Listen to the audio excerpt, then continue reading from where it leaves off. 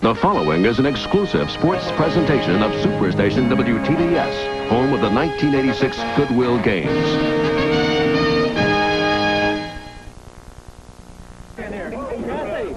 Daytona, 1985. Little-known Bill Elliott becomes a stock car hero and opens a $2 million season. A week later, Richmond, 85. Elliott takes a pounding he'll never forget. Daytona, 86. Another new face, 500 champion Jeff Bodine looks ahead to a year of victory, fame, and fortune. But first, he's got to get past, you guessed it, Richmond.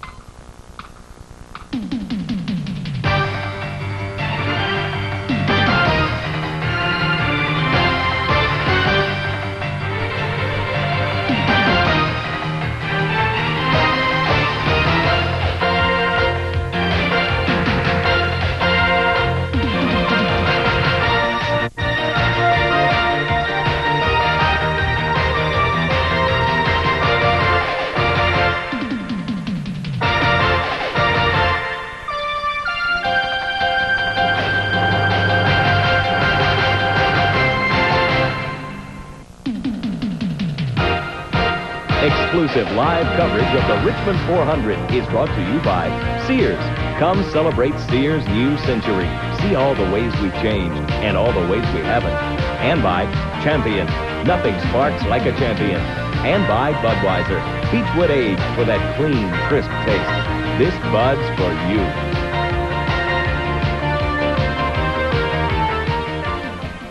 Dale Earnhardt, they call you the Street Fighter. You won this race last year. Can you do it again? Well, we feel confident we can. You know, the car's running real good, and, you know, we're starting from 10th, but, you know, I think we can get up to the front. Dale Earnhardt, a confident man. You're looking at Richard Petty, a man suffering the after effects of a dislocated shoulder and has 26 cars in front of him. How tough a day will it be for you, Richard? It's going to be a tough day, Chrissy. It's a long way, you know, and if I don't hurt too bad, I can get up through the crowd. If I'm hurting too bad, then it's going to be really, really tough. Well, if it were a football game, the big stars might be the offensive linemen. And the winning move, perhaps a cross-body block. Hello, everyone. I'm Dave Despain. Welcome to Richmond Fairground Speedway in Virginia. TBS Sports is live for the season opener in the most physical form of automobile racing around. Rough 'em up, slap 'em down, Winston Cup stock car short track. We've got a winning team assembled to cover the action today, and let's begin by going right back to the sidelines. From Motor Week Illustrated, Jerry Garrett, and from Motor Week and National Speed Sport News, Chris Economaki, they're standing by with the stars on the front row. Pole sitter Jeff Bodine. It's been 9 years since the Daytona 500 winner could come here and win again. What's your secret going to be today? Well, it was 17 years before Yankee won, long ago before Yankee won Daytona. We did it last week. There's no reason why we can't win today, too. Here in the front row. Change. It's a one-lane racetrack. You have any uncertainties about the start? Well, I don't know. You know, we didn't get to practice much, and we just kind of had to guess at the chassis setup. So we just kind of went back to what we ran here last time.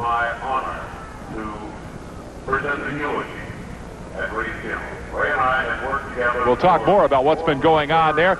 Bad weather has plagued us all weekend. Now we've got sunshine, chilly temperatures, but that's been a big part of the story. The fans, well, they're up in the grandstand. A, it's the best place to watch, and B, you're out of the way of all that flying sheet metal. The best seat of all is up at the top of the grandstand, and standing by, the man who will call the play-by-play today. Let's go to Ken Squire. Representing the Watkins Glen International Race. Well, thank you, Dave. $321,000 at stake for 31 cars, lined up not by time trials, but lined up by points and postmarks and races won last year. This marks the second year of Winston Cup racing where this has happened, the last time at Michigan, and what it means is that we have some top superstars spread out, sprinkled through the field. And they've got some kind of tough track to deal with. 1978 winner Benny Parsons is our expert analyst today, and this is some skating rink. Oh, it is. The racetrack is so slippery out there. It's treacherous. Last fall, the promoters here trying to make the racetrack better, put a sealer to try to get for the cars to get more adhesion in the turns. Between all the rain this weekend, there's been no practice. They have not worn that sealer into the racetrack. Therefore, it is slick. And as you mentioned, we've got good cars sprinkled all through the field. How they're going to be able to get by for the first 50 laps, how they're going to be able to pass is beyond me. If it were a wrestling match, you would call these the tag team twins, the Clout brothers. They're back in row 9. They'll carry our in-car cameras today. There you see Harry Gant in the car number 33. He is on the outside of that row, and on the inside of him will be Joe Ruttman, and he in the Quaker State car will carry our second in-car camera today. Here you see the packed capacity house on this very, very chilly day. The command to fire the engines, given for a final time here by the man who gave that call some 22 years. Ray Melton passed away this past week. Ray Melton, who started with the stunt shows and the vaudeville and the fair. A very colorful guy in the world of motor racing, particularly in the stock cars here in the South. He sure is. Ray Melton is going to be sorely missed in stock car racing. Many, many years, since I've been coming to Richmond, 1970, Ray was always here. I always brought up you an envelope with press clippings from the past 3 or 4 months. Ray, we miss you. Field firing, getting set for a go. For the last 4 years on each edition of Motor Week Illustrated, we've named the champion Sparkplug Racer of the Week. The awards become as meaningful and prestigious to the recipients as it has been to those of us who award it. And in that same tradition, today we begin awarding the champion Racer of the Day. We'll be polling our editorial staff and making the award at the end of this day's event. The champion Sparkplug Racer of the Day. 31 contenders going for it on this very slippery track. Let's take a look at the starting lineup for the 18th annual Richmond 400. On the front row, Jeff Bodine, winner of the Daytona 500 last week. And alongside Jeff comes Terry Labonte. 5 victories to his credit. In row 2, Darrell Waltrip, 2-time winner of this event, and Bobby Hill in Midland, Texas, who finished 4th last week. Row 3, it's Ron Bouchard from Fitchburg, Massachusetts, and Missouri's Rusty Wallace will be starting alongside. Going to row 4, there's Lake Speed, and with him comes Chesapeake, Virginia's favorite, Ricky Rudd. For row 5 today, Bill Elliott, the awesome man of last year, and with him comes Dale Earnhardt, defending champion of this race. For row 6, it's Phil Parsons on the inside, and alongside is Kyle Petty. Going to row 7, there you have Tommy Ellis, who got the biggest round of applause, a great favorite here in Virginia, and Canada's Trevor Boyce. In row 8 will be Tim Richmond, still injured, walked out here in a cane today, and Buddy Arrington from Martinsville, Virginia. In row 9, there's Joe Ruttman with the new Kenny Bernstein team, and alongside is the Hal Needham car for Harry Gant. Going to row 10, Neil Bonnet, who crashed so hard here a year ago, and Greg Sachs is there. Row 11 for today, Mike Waltrip of Owensboro, Kentucky. This is a rookie row. Doug Heveron is alongside from Liverpool, New York. In row 12, twice champion of this race, Bobby Allison from Alabama, and with him comes Dave Marcus in the Helen Ray car. Row 13 is Kirk Bryant from North Carolina, and J.D. McDuffie is in the field. Row 14 is the 6-time winner, driving hurt today, Richard Petty, and the rookie, Davey Allison. Row 15 is last year's Rookie of the Year, Ken Schrader, and Jimmy Means from Alabama. And one provisional starter on today's field. In the 31st position, Eddie Birchwell takes over in car number 48, which had been scheduled for Ron Esau. If you people at home are trying to figure out how this starting lineup came being, here's how NASCAR determined the starting lineup. Positions 1 through 18 was determined by current Winston Cup standings. Position 19 and 20 was determined by 1985 race winners. Position 21 through 30 determined by receipt of entry blanks at NASCAR and how they signed in the racetrack, and started. Position 31 is a provisional starter. In the old days, they used to draw for positions, and this is the second time qualifying trials have been washed out at Richmond. The first time, 62, and Herman Bean drew the pole, only time in his career. And Herman, known back in those days as the Turtles, followed the pace car right down pit road at the start of the race, rejoined the race in the back of the field. But Ken, I'll guarantee you Jeff Bodine is not going to follow the pace car down pit road. That was a race that Rex White won after he had started in 20th. We're a lap away from a start. 2 laps away from a start. They're giving these cars an extra lap or two today just to warm the tires and the gearbox, the rear ends up, because it's cold out here. It's about 45, 50 degrees. These cars have been sitting there all morning. They're cold. There you see Harry Gant trying to get some warmth in those tires. Skating rink, and next to him is the Quaker State car, number 26. Skull Bandit, Harry Gant right there, and alongside comes Joe Ruttman.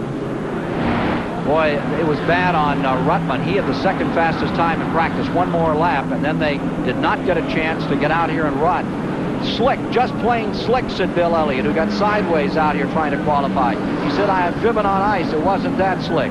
Richard Petty said, all I wanted to do was bring the car back, and if I couldn't do that, I wanted to find some soft place to land. I scared myself out there.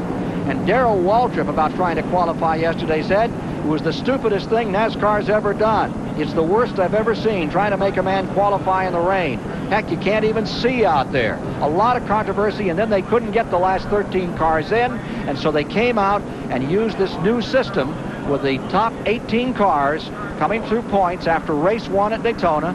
Then the 2 winners from last year, that would be the Earnhardt car and Bonnet, and the rest were by postmark. Here we come, down for a start. Bodine, who was the quickest in practice unofficially, on the pole. Terry Labonte right beside it, ready for the start of the Richmond 400 live here on the Superstation. Field is away, skating down through turns 1 and 2. We can't overemphasize how tricky it is to get around this racetrack. Terry Labonte got a tremendous break, was able to get down on the inside. I talked to Terry this morning. He was very concerned about that. On the start, Bodine is first. Terry Labonte is in second. Bobby Hillin holds third. Rusty Wallace is in fourth. Big story on Wallace after last week at Daytona. Feels that he was taken out of $25,000 on that finish. Back straightaway in the 5th position is car number 11, Waltrip. And then comes Ron Bouchard in 6. Coming around to complete lap number 2. Bodine drawing away by 4 car lengths as he scoots into turn number 1. Bodine seems like he really has things going his way right now. Bobby Hillin back in 3rd spot's kind of holding up the train. If they could get by him, maybe they'll go up and give Bodine some running room. I don't think anybody wants to run hard right now. They want to get the tires warmed up. They want to wear off some of that material that's put down on the pavements. They get a little better fight later. They don't want to crash this early, that's for sure. Exactly right. The only people that are really concerned is Richard Petty. There we see Richard. He started way back, 27th. He needs to get by and up front as quick as he can. There he's passing Kirk Bryant down in turn 1. Richard Petty getting around. He's also pulled by Schrader in number 43. Remember, he's driving hurt. Petty in car number 43 on the move. Closing up on Allison, who had a great start at Daytona. Bobby Allison just in front of Petty, trying to move in. Richard Petty slamming up through traffic as he comes along. They get about 110, 115 mile an hour in these 660-foot straightaways. 790 feet to the degree of turn. It's banked 12 degrees in the corners. Leader, there you see him, Bodine. Petty from 27th on the climb, now up to 20th. It looks to me like Terry Labonte has gained just a few car lengths. Terry Labonte's Oldsmobile on the move right now. Darrell Waltrip is trying to make a move in turn number 1 as you see them speeding down the main straightaway. Waltrip is on the climb. He's moving up. Takes over in 4th. There you see Terry Labonte's number 44 secured in that 2nd position. Coming around in 3rd, Bobby Hillin, and now Waltrip into 4th. Back to 5th goes Bouchard. Lake Speed runs next. And then comes number 15, Ricky Rudd, from the in-car camera. Perhaps a glimmer here of what it looks like as they try to truck their way. That's Harry Gant going into the back straightaway. Just 600 feet, and make your cut. Down he goes into turn 1. Got a scramble and into the wall. 2 automobiles. Look like Arrington is one of them. I'm not so sure, but what's that? The 6th car. It is the 6th car. That's Trevor Boyce, Ken. Looks like he's got serious damage to the right front of that car. First caution coming with 8 laps complete. Gets it cranked up. This is a track that can just chew you alive. Absolutely devour you, this track, because it is not a concrete wall. It's a steel wall. If you get into it, and now Kirk Bryant showing some damage on the back of car number 2. Kirk has damage to the front and rear.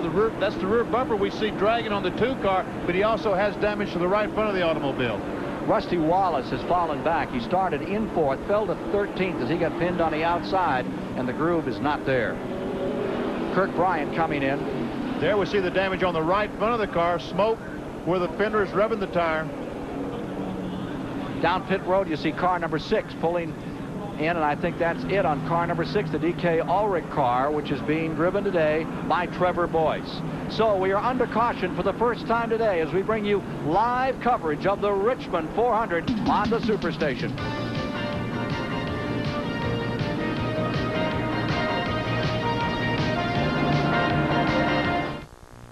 This bud's for all that you do.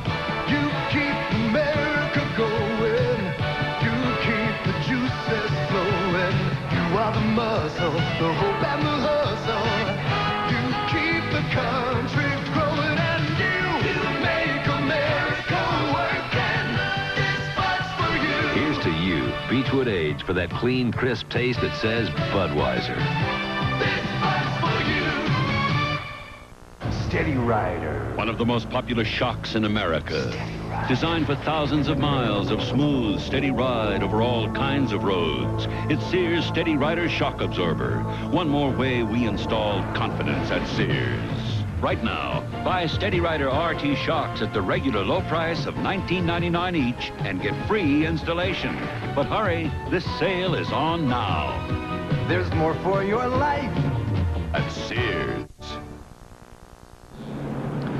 From the gravy at Daytona last week to the grits at Richmond, and there's some true grit. Trevor Boyce crew working hard to get him back in here today. We've gone from bikinis a week ago to mittens today. Temperature getting cold and a little friskier right now. It's warmer this morning than it is at this hour. Well, the wind has picked up, and with it, down goes the temperature. Trevor Boyce, I'm sure that the weather has something to do with the spin up in turn 1. As cold as the racetrack is, it's going to take 50 or 100 laps before these fellows really get a serious groove worked out. Richard Petty has been cutting through traffic from the back of the field up into the 20th position by count after starting 27th. Let's go to Dave Despain at the STP Pit Center. No great surprise here, Ken, as we watch them try to unscramble the damage that has been done to these two cars. Again, the first caution comes just 8 laps into the Richmond 400, which will, of course, be a 400-lap affair. Trevor Boyce, Buddy Arrington, Kirk Bryant, all involved. Jeff Bodine has an interesting problem here. We've talked a lot about the cold weather, the rain, and the lack of practice. Bodine's problems are compounded by the fact that they have converted their car. We'll talk more about that in a moment, but I think we're going to have the opportunity now to see what happened out there on the racetrack. Again, a slippery racetrack. You see the car goes sideways. Looks like Arrington, who first broke loose, caught a little piece of Bryant's car number 2, and down on the low side, check it, it was Boyce who broke first, and he hits the outside wall. Down to the bottom goes the 67 of Buddy Arrington. They're the two cars that have sustained the most damage, and Bryant got the brunt of it as his nose is pretty badly beat up. We'll get back to the Bodine story right now. Let's go to Chris Economaki. Well, we're down here at Trevor Boyce pit where the heat level damage is being repaired. We wanted to get a word with Trevor about the condition of the track, but they're going to send him back out. Oh, we've got a crash in turn 1. Lake Speed is in hard. It's back to the track. Lake Speed on the restart, getting loose and slamming into the retainer at turn number 1. Lake Speed gets it fired. Field back under caution.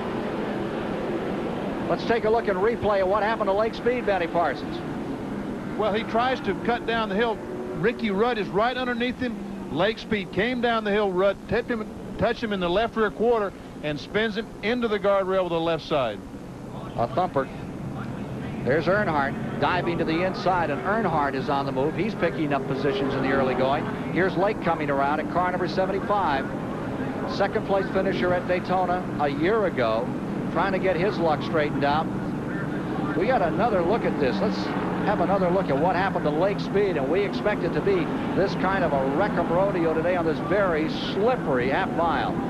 Real old-fashioned stock car racing live for you here today on the Superstation. Field is under caution once again. What's happening right now, that the only place to run on the racetrack is right on the bottom of the racetrack. Everyone is fighting for that spot. That's exactly what happened. Lake Speed was fighting for the inside. Rudd was already there. Lake turned down, hit Rudd's front with his left rear. Around he went. Could be a whole lot of that today. I would expect there will be. All right, let's take a look at another replay of what happened to Lake Speed here. We can see him on the outside. Rudd thinks he's alongside. Lake tries to come down. Rudd hits the left rear. Around he goes. Lake is lucky that he didn't hit with the full side of the car, because sometimes when that happens, your head goes out and hits the guardrail. Car number 75, Lake Speed, brings out the second caution of the day. And we expect this one to be a wreck-strewn event. Looks like a take one, and they're going to send them away. Jeff Bodine continues to lead. He won over $200,000. There you see the number 6 rolling, but not able to come out. He's down at the bottom of pit road, all beaten up. And I think we're going to see a lot more cars just like this before the day is out. Getting ready on a restart. Back straightaway. Speed lost a lap in the pits. There's Bodine. He won $200,000 a week ago. Now you're inside Harry Gant's car. And you know where he was on the evening of his victory? Out celebrating, drinking champagne? No. 8:30, 10 o'clock at night. He was signing autographs at the Kmart in Daytona Beach, Florida. Jeff Bodine, people's kind of racer. Here he is, up in front, coming down for the start. There you see Labonte in second. Bobby Hill with that great finish a week ago in third. Waltrip in fourth. Bouchard in fifth. And in sixth is Earnhardt. Up to seventh, Bill Elliott. Elliott looking for a good finish today. He got slammed. In fact, the two Fords went out together. Lake Speed is out. Back straightaway as they go into turn number 3. They're the leaders, and directly behind them, 3 cars spinning in the wall. Waltrip is in the wall. 5, 6, 7, 8. 8 automobiles have tangled up. And right where he crashed a year ago, there you see Bill Elliott's number 9 impaled. The number 9 of Elliott right up on the fence. He's sitting on top of the guardrail. Someone must have blown an engine up there and got oil all over the racetrack. Bouchard went away, then Waltrip, and then everybody got into it. Still out there is Richard Petty's car. Phil Parsons' car is destroyed in the front end, right in front of Petty's. Here's the 98 of Bouchard. Take a look at this. Hey, this may be the race that nobody wins. I can't, but they've torn up so many cars up in turn 3. We're showing 18 laps complete. 18 of 400 complete. On to pit road goes Darrell Waltrip's number 11. Look at Bouchard's car, all smashed up. There's Tommy Ellis, the local favorite. Ron Bouchard, serious front end damage on the 98 car. And coming on to pit road is the number 26, Joe Ruttman, one of our in-car camera cars. And the right side of that, the right rear panel, all torn off. 3 cars went in first, and then 3 more snapped into the wall. Replay coming up. Well, there's Waltrip we just saw. There's Elliott up on top of the guardrail. He runs into Bodine. In front of them, the Waltrip car is in, and the Bouchard car backing out of it. With the force that the cars behind those cars ran into the accident with, it looks like there could have been some oil or something going in turn 3. It'd be interesting to get a report from some of the drivers that was involved over there to find out exactly what caused all that melee. 3 of them all at once just went right up to the wall as if there was a blown engine. They just aren't getting a bite. Of course, the tires cool off in these caution periods. There you see one of our in-car camera cars, the Quaker State car of Joe Ruttman, which is badly crunched. There's Bill Elliott out surveying the damage on his car, which has really become a damaged commodity. Earnhardt trying to clean his windshield. Earnhardt down the front straightaway has oil all over his windshield, was literally leaning out the window, cleaning off so he could see. He unstrapped his harness, and he was leaning out the front.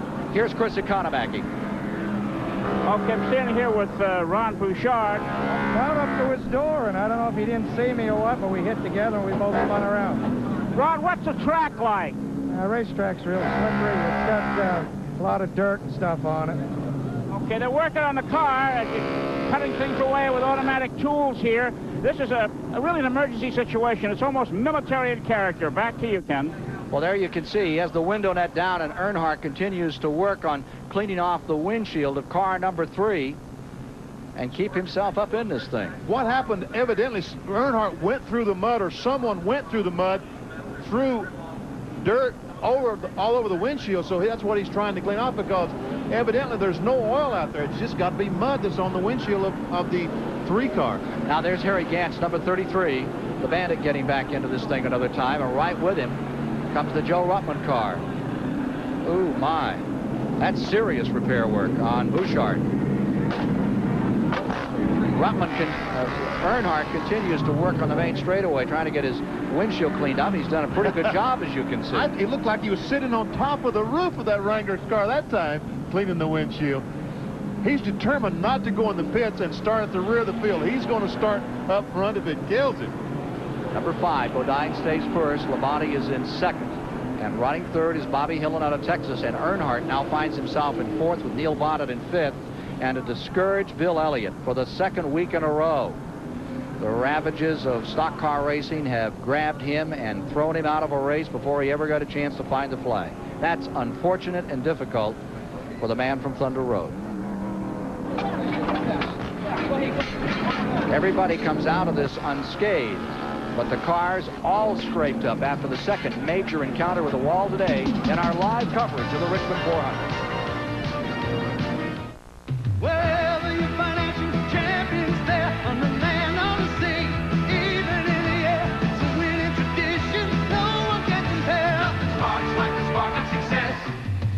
Champion. Champion salutes Darrell Waltrip, NASCAR's Winston Cup champion for 1985. Darrell Spark Plugs Champion Copper Plus. Wherever you financial champion is there, nothing sparks like the spark of success. Champion. This bud's for all that you do. They said this city was through. You said, no way. Each day the spirit's growing. Your pride is really showing. You make America work, and this bud's for you. Here's to you. Beechwood Age for that clean, crisp taste that says Budweiser. This bud's for you. Camaro IROC C. Looking so hot, so good. So much thunder under the hood. Ooh, I rock and roll. Yeah. Tough on the street, so mean. Camaro's my thunder. Drive this machine. Ooh, I rock and roll. Yeah. Drive today, Chevy. Live today, Chevy. This is a revolutionary advancement in shaving from Gillette Research. The brush. Gillette announces Brush Plus. A shaving concentrate and brush in one. A brush to lift your whiskers with the soothing warmth only a brush can give you. A concentrate with extra softeners and lubricants that are massaged deep into your beard for a shave that is superior. Brush Plus from Gillette for a superior shave. Continuing live coverage of the Richmond 400 is being brought to you by Chevrolet. It's 1986 at your Chevy dealers now. Drive today, Chevy. Live today, Chevy. Chevrolet is leading here at Richmond. Number 5, Jeff Bodine. Rick Hendrick Racing Stable looking to win it for the second time. And look what's happened to the 1984 winner of this event. That is the Ricky Rudd car prepared by Bud Moore. And right behind it, your brother, Phil Parsons. His car took some terrible abuse out there. Looks like the front end of the car is almost not completely off. I did see Phil walking across the racetrack a moment ago, so I know he's okay. Well, the attrition is just building in a dramatic fashion. Greg Sachs' car is coming down pit road. The hood has been sawed off his automobile as he comes out. And it's already over for Ricky Rudd, who had just a remarkable comeback here 2 years ago.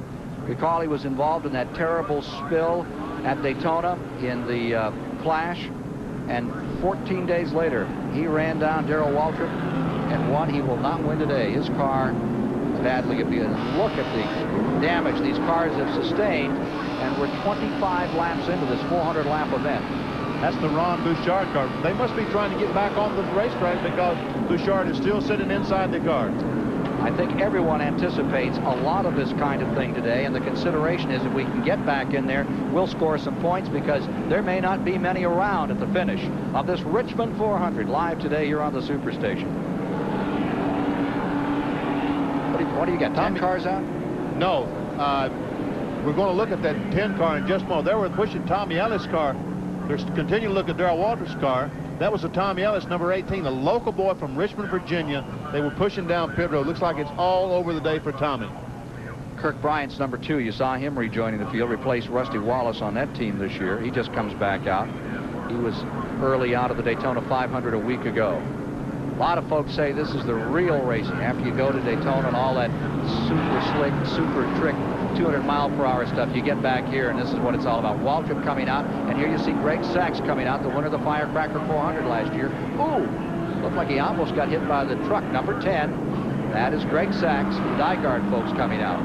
Has no front end on that car at all. The left fender, the hood, the right fender, all gone.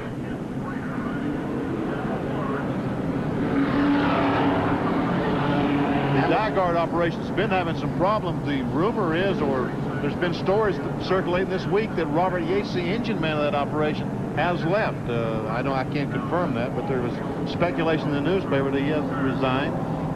Looks almost like a modified after a really bad night at Stafford Springs, Connecticut. I've never seen a modified look that bad. You haven't been to Stafford on Saturday night last year. I mean, up there, they really tore some up. Here's car number 44. That's Terry Labonte.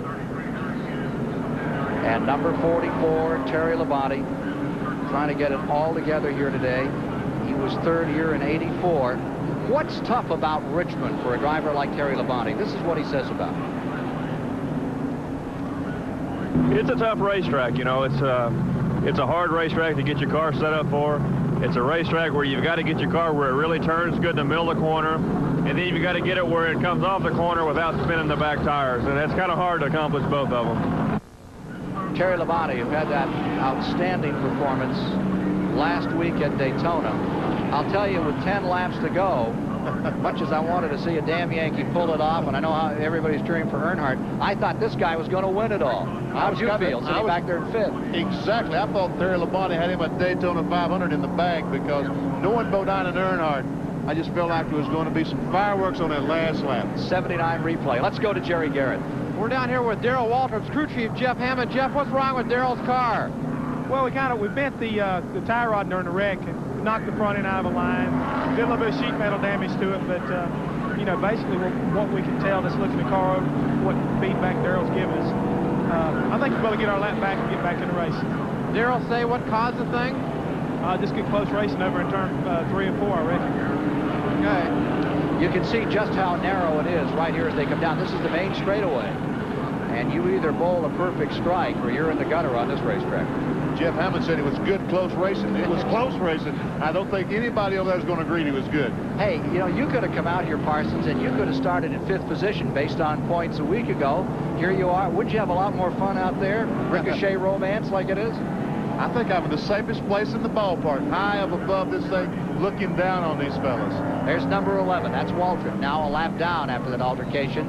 There's some of the attrition, some of the cars out of the race. Trevor Boyce, Bill Elliott now being reported as KO'd early in the going. Ron Bouchard in big trouble, and Phil Parsons. We see them still working on car number 98, and I think they're making every opportunity out here to get him back in. Ricky Rudd is not showing up there, the 15 car, and looking by the looks of that car on the wrecker a moment ago, I would be surprised if he gets back in the race. It'll be very tough for him. Tough one for his car owner as well. Here's Chris Economac. Tim, your car's banged up. Why so many accidents so soon? Well, I think one of the reasons, Chris, is the track was so dirty from all the mud and stuff that's been tracked over the last couple of days. That and maybe a little too much aggression by a few people. I just happened to be in the wrong place at the wrong time, and I was a victim. What triggered that all?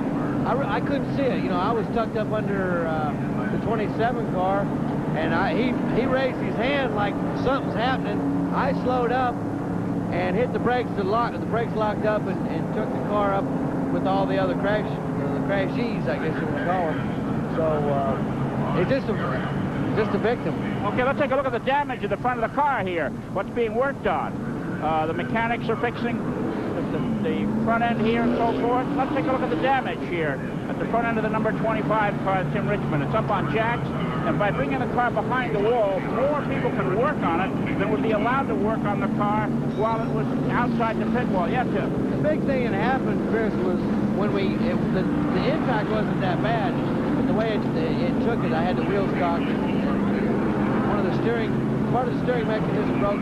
The worst thing happened was somewhere under the hood, it knocked an oil line off the motor, and the motor actually ran for a minute without with oil pressure. How much oil did you spill on the track? I don't know. I thought it was the tires rubbing as I went down the front straightaway, but it was actually an oil line blowing oil on the headers and on the ground, so that's what all that smoke is about. Okay, back topside. 30 laps are now complete, and our live coverage here on the Superstation of old-fashioned rock and roll stock car racing on the Richmond Fairgrounds half mile. And we'll have more coverage after these messages. Jeff Bodine out in front, Labonte in second. Hi, I'm Carl Lewis. You join me at the Vitalis Olympic Invitational on Superstation WTBS. At 4:05 p.m. Eastern today. Give me a light. A Bud Light. If you just ask for a light beer, you never know what you'll get. Case of light? No, Bud Light. So if you want the less filling light beer with the first name and taste, don't just ask for a light beer. Give me light. Ask them to bring out their best. A Bud Light.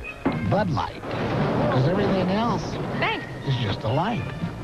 Head for the winner's circle with the best. The batteries that power Team Nationwise from Nationwise Auto Parts.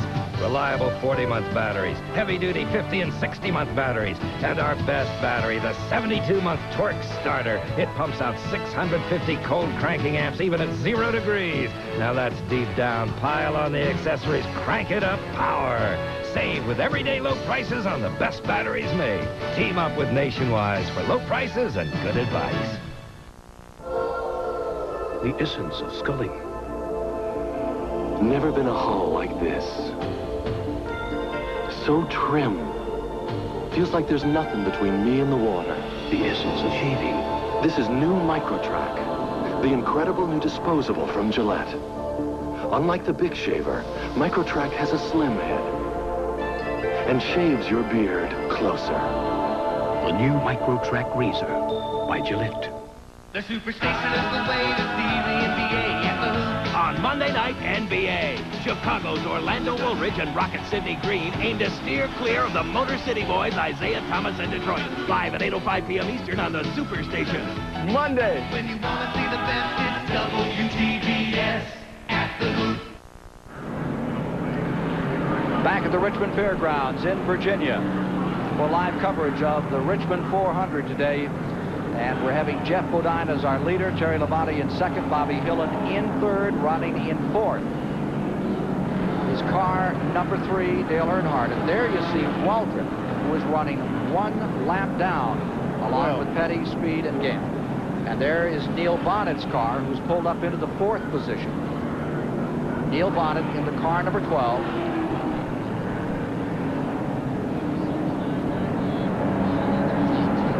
Car number 11, the Waltrip car, a lap down. Is it terminal to lose a lap here, Darrell? Well, it's not as bad as a super speedway. You get a lot of opportunities on a short track to get a lap back because there are a lot more cautions.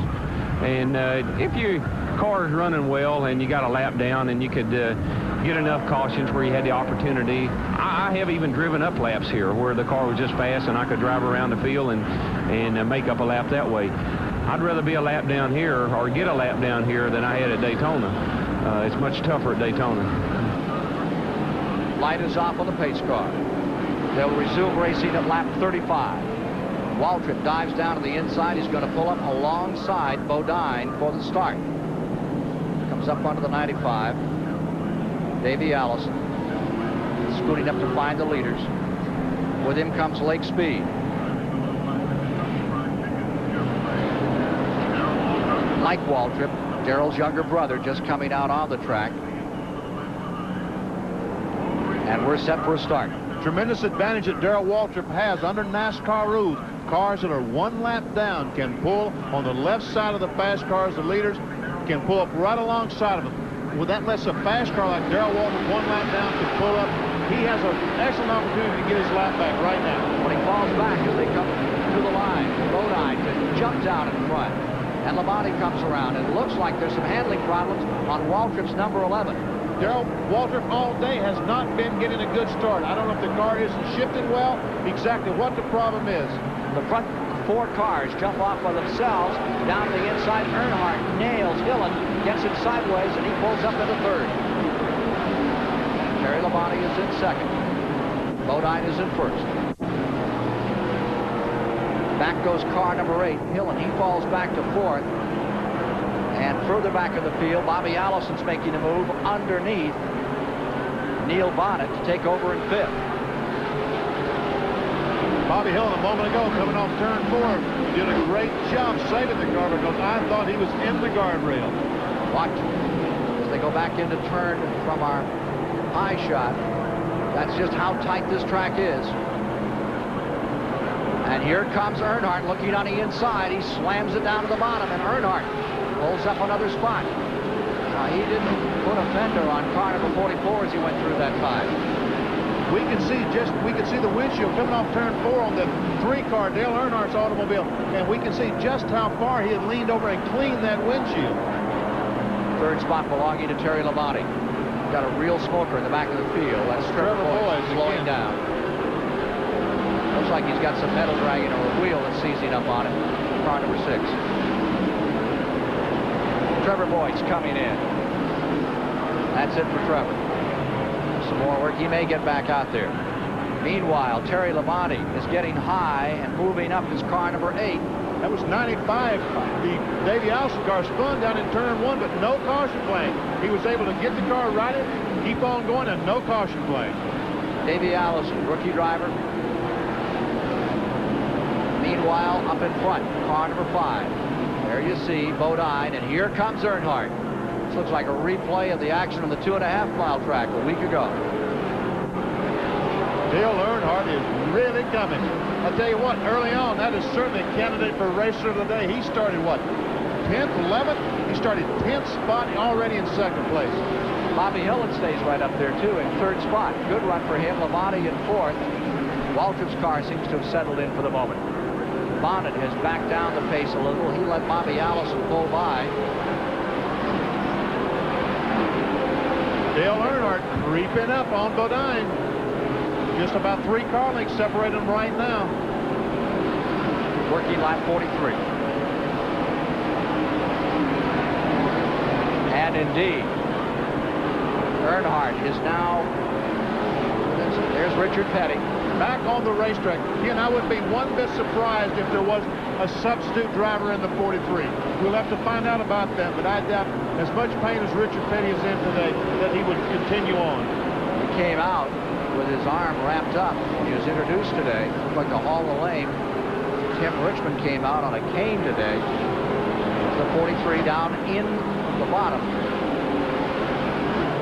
Meanwhile, up in front, car number 5 stays up in front. The 43 car just went underneath the number 23, young Mike Waltrip. And you may be right, they may have changed some drivers around him. Now watch number 11 trying to get a lap back on the 44.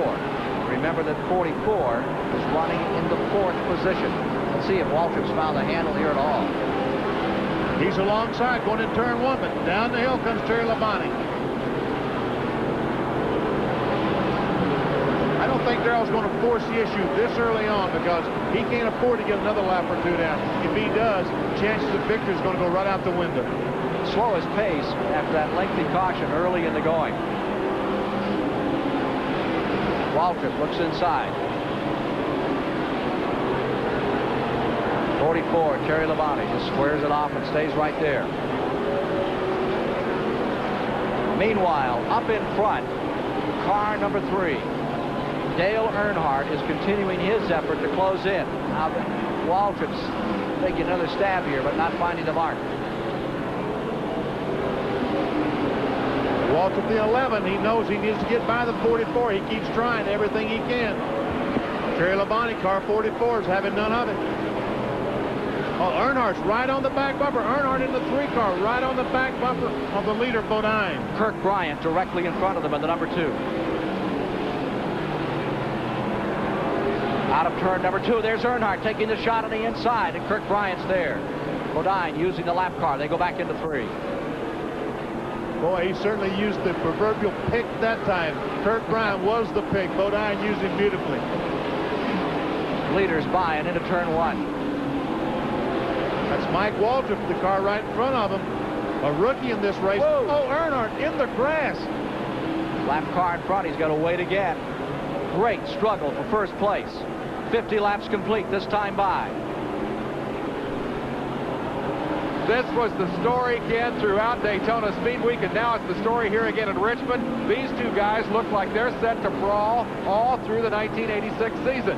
Reports of bad blood between these two drivers. Bodine and Earnhardt swapped sheet metal, banged fenders down there at 200 miles an hour last week, and you know Earnhardt wants by. We saw Earnhardt in this race a year ago bulldoze his way past Tim Richmond, knock Jeff Bodine out of the way, and go on and win the race. I guarantee you're going to see fireworks from number 5 and number 3. Those two guys are the dominant story in stock car racing right now, and they're inches apart on the backstretch. They were the dominant story in this race a year ago, but it was switched around. Remember, Earnhardt won it, and Bodine was in second, and here they come.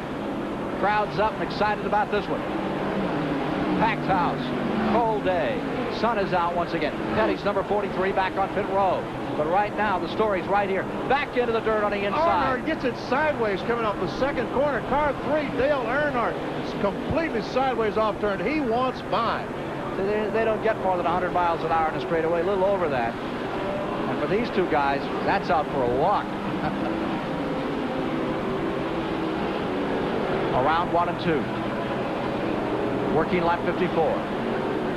Earnhardt settling in there for a moment. Chevrolet's 1 and 2. As you mentioned, this deja vu of last week, Daytona Beach, almost all day. Jeff Bodine or Dale Earnhardt, the 5 or the 3, leading the event at Daytona. Remember Rockingham, that sportsman race? I mean, Earnhardt just drove right up underneath him and lifted him over and went by to win that one. And last week it was the other way around some. And wherever you go, these two make a story. Bodine in first, Earnhardt in second. Two very capable, very physical drivers, and when they get to a short track like this, they'll really put on a show. Now let's see what Earnhardt will do in turn 2. He keeps trying underneath coming off turn 2, but Bodine will not give him the room. The 5 car takes away that low groove. He's determined not to let the 3 car, Dale Earnhardt, by on the inside. Out of 4.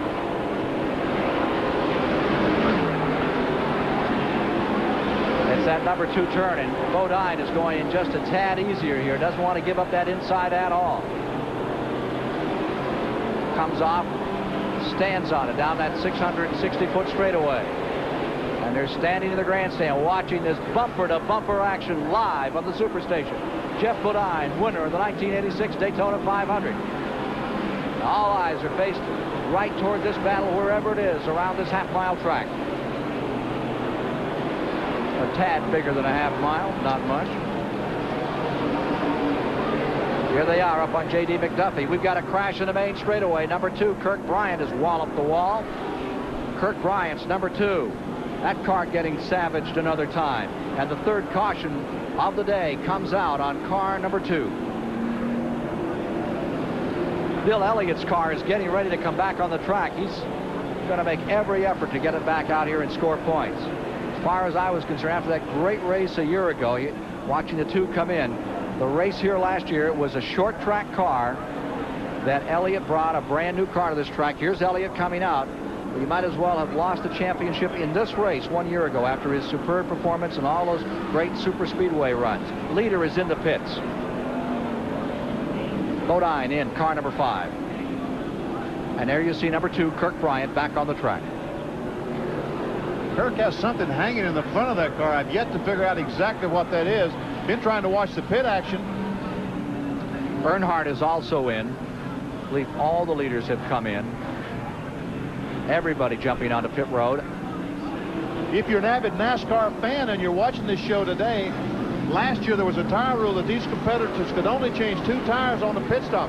That rule is not in effect this year. I repeat, it is not in effect. All the front-running cars have changed 4 tires on this pit stop. Kirk Bryant's number 2 has pulled off and gone back to the garage area. So at the Richmond Fairgrounds, we are under caution, 3rd time today. This time brought out by Kirk Bryant. All the leaders have taken the opportunity to pit. There's going to be some more wild action, so stay with us on the Superstation. Every Monday through Friday, Mike Horner drives his Chevy S10 4x4 to work. Hi, Mike. And back. But on Friday, November 9th, Mike made a different kind of commute. The Baja 1000, North America's most punishing off-road race. Day and night, Mike drove over the worst terrain imaginable. Could an everyday Chevy S10 survive? It not only survived, it won its class. So no matter what kind of commute you have to make, nothing works like a Chevy truck. Give me a light. Bud Light. If you just ask for a light beer... Hey, can I have a light? Whoa. You never know what you'll get. Give me a light. Bud Light. So if you want the less filling light beer with the first name and taste, don't just ask for a light beer. Give me a light. Ask them to bring out their best. Bud Light. Bud Light. Because everything else is just a light. This is a revolutionary advancement in shaving from Gillette Research. The brush. Gillette announces Brush Plus. A shaving concentrate and brush in one. A brush to lift your whiskers with the soothing warmth only a brush can give you. A concentrate with extra softeners and lubricants that are massaged deep into your beard for a shave that is superior. Brush Plus from Gillette for a superior shave. Your nearby CarQuest Auto Parts store isn't owned by some big corporation. It's owned by one of your neighbors who really cares about you. As trained, CarQuest qualified counter pros, we're here to make sure you get the right part at the right price. Even the right advice. There's over 2,000 stores like this one across the country with a whole world of parts backed up by the CarQuest coast-to-coast guarantee. CarQuest, America's auto parts giant, because real value and friendly professional help make CarQuest the right place to buy auto parts. Back at the STP Pit Communication Center, Richmond Fairground Speedway for a demo derby on a Sunday afternoon. The yellow has scrambled up the running order a little bit, but Bodine thus far with Earnhardt are the dominant stories here. The media at this event will select the hard luck driver of the day. The reporters who come to the race will vote and pick the driver who has had the toughest afternoon at Richmond. How they're going to pick, I don't know, given what we've seen so far, but Bill Elliott, Phil Parsons, and Ricky Rudd certainly all qualify as candidates. Elliott's smashing up a car here for the second year in a row. Ricky Rudd, a former winner of this race and the hometown favorite, demolishing his number 15. Phil Parsons, who had such a fine run down at Daytona, out of the event with a destroyed car and nominated on a second account for tough luck because he's Benny's brother. Back upstairs. Yeah, that Goody's headache. I wonder if Elliott is even qualified now. He's come back out. He's 40 laps down. Some other guys like Ricky Rudd, they've just lost everything today. The car destroyed them in that crash up in turn number 3. It's really on the restart. We're going to see Dave Marcus, number 71, taking the flank from Harold Kinder. And in second spot, Jimmy Means, who's come all the way from 30th. The runner from down Alabama way, number 52, Means, will be in second position on the restart. The 71, Dave Marcus, and 52, Jimmy Means, chose not to pit that time. That's what they're doing in the lead.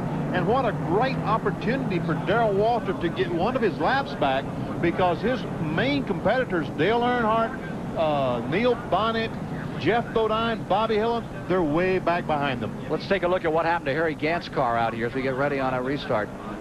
There was the skirmish. He's waving to the people behind him and telling them to back off. Ooh, did he take a wrap there. And then he's faced the other way, and there's Ricky Rudd right behind him. All right, that was from inside the Skull Bandit car. Green flag is out. 64 laps complete. The leader is car number 71, Dave Marcus. Marcus out in front in car number 71, the Helen Ray car. Waltrip trying to stay underneath him and stay in the lap. Darrell Waltrip gets by. Lake Speed trying to come along with Darrell. Lake Speed putting a little move on, keeping Marcus out there. Marcus won a rain-shortened event on this track. He's won this event in 76 and 82, the number 71.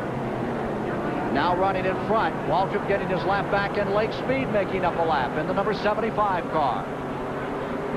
Second place remains with the Jimmy Means, number 52. Running third on the track is number 22, Bobby Allison, and running fourth is Neil Bonnet. Allison going third. Heck, if Waltrip can hang on to that lap he's got back and we get another caution, and based on what we've seen so far, he's going to be right back up there with the front runners. A big move for number 11, Darrell Waltrip, who has won 6 times on this racetrack. Keep in mind, Lake Speed, the second-place car right at the right-hand edge of your screen, is many laps down. He was involved in one of those earlier crashes. Dave Marcus, number 71, is your race leader, but third on the racetrack. Richard Petty's number 43, back on pit road another time. Get over the back end of that car. That does not look good. That's Dale Inman getting up. He was not getting up with much of a hurry, so it looks like that is almost over for the day. Look, Dave Marcus, great run for him. Tries to get by Lake Speed. That's Lake Speed in 75, Dave Marcus in 71, coming off the second corner. One of the better tracks for Marcus in the 71. Lake Speed has made up a lap. He's had 8 top 5 finishes, and of course he's won here twice. Dave Marcus, Tracy Jimmy Means, and closing up now comes Allison in the 22 and Neil Bonnet in the 12 and the number 3 and the 5. And down to the inside as they make a shot there. That's Neil Bonnet trying to work inside of Allison. Earnhardt came out of the pits in front of Bodine, and that's the way they sit. Jimmy Means holding on to second, and on the outside, look at this move. That's Neil Bonnet hanging in on the wide side. Neil Bonnet's going to lose a couple of spots if he isn't careful. The outside this early on is not the place to be. Dale Earnhardt, number 3, alongside Bonnet, moves him back a spot. And I'm sure Bodine's going to try to follow him. Yes, there comes Bodine in the 5 car, right alongside Neil Bonnet's number 12. The key player here is that 52 of Jimmy Means. Now, he hasn't got perhaps the most super swift engine as some of those others, but he knows how to hug the inside, and he stays down there. 71 Marcus off the pace. Leader Marcus falling back. 71 off it, and this is going to put Means out in front. Jimmy Means, Jimmy Smut Means from Alabama in front. Allison in second, and the Alabama gang now run 1-2-5. Means first, Allison second, Bonnet back in 5th. Looks like a flat tire on the 71 car of Dave Marcus. 52, Jimmy Means. This is his day in the sunshine. What a great day for Jimmy. Delighted to see a guy like Jimmy Means get a chance to lead. Allison bobbles for just a second. They try to close in on it. Going down, there goes Earnhardt on the inside. You see the blue and yellow number 3. Marcus coming back on the track. Back straight away. Number 52 is your leader, and then comes number 3. Closing up, closing on the leader. That's Earnhardt going after Means. Means stays first. Drives very smoothly down here into the corner. Earnhardt tries the inside. Gets a fender up.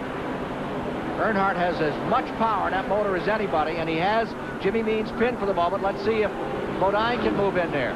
No, Jeff could not. Jimmy Means moved down quickly, got right behind the 3 car of Dale Earnhardt still. Jimmy Means running second. Jimmy Means slugging it out, and here comes Bodine trying the inside another time. Let's see if Bodine will try it in 3. He gets his fender down there. Means a little high. They're battling for second position, and it's Bodine going up into second place. There's the leader, number 3. Here's that battle, and along comes Bonnet for 3rd spot now. Bodine into second, and in the struggle for 3rd on the inside, it'll be Neil Bonnet closing up. Jimmy Means stays right with him as long as he can. So out in front, it's the number 3. Earnhardt in first, Bodine back to second. Neil Bonnet is into 3rd as the leader laps Greg Sachs. Let's go to the pits for this story from Jerry Garrett. Well, Ken, we're down here with Gary Nelson right now, Jeff Bodine's crew chief, and what does Jeff say about the car? Jeff said the car is really handling well. You know, it's still early in the race. We ran a lot of laps under caution, and we really didn't get a good indication of how it's going to handle when the tires get hotter, but Jeff said things look pretty good right now. You're behind Earnhardt now. Can you catch him? Can you pass him? Well, that's not the important thing right now. It looks like Dale Earnhardt, ourselves, and Darrell Waltrip, if he gets back up in the hunt, are the 3 best cars at the moment. That can change, so we're just kind of feeling things out now. Okay, well, Chris Economack has a report down pit road. You're looking at Kirk Shelmerdine, the crew chief for Dale Earnhardt. Out in front, Kirk, what does Dale say about the car? How's it working? Well, so far he says everything's pretty good shape. Are there any marks on it? Has he made any contact with any of these guys in the accident? No, we asked him about it because he got closer a couple times. He said we hadn't touched anybody. Okay, common collection here in the Dale Earnhardt pit, back outside. Well, there you see that number 3 staying right up in there. He is pulled out in front. He overwhelmed a bunch of cars and gets himself right up into the thick of things here, battling through all kinds of traffic to get himself back into first place. Bobby Allison has fallen back a little here, and the guy that's making the big move is car number 7.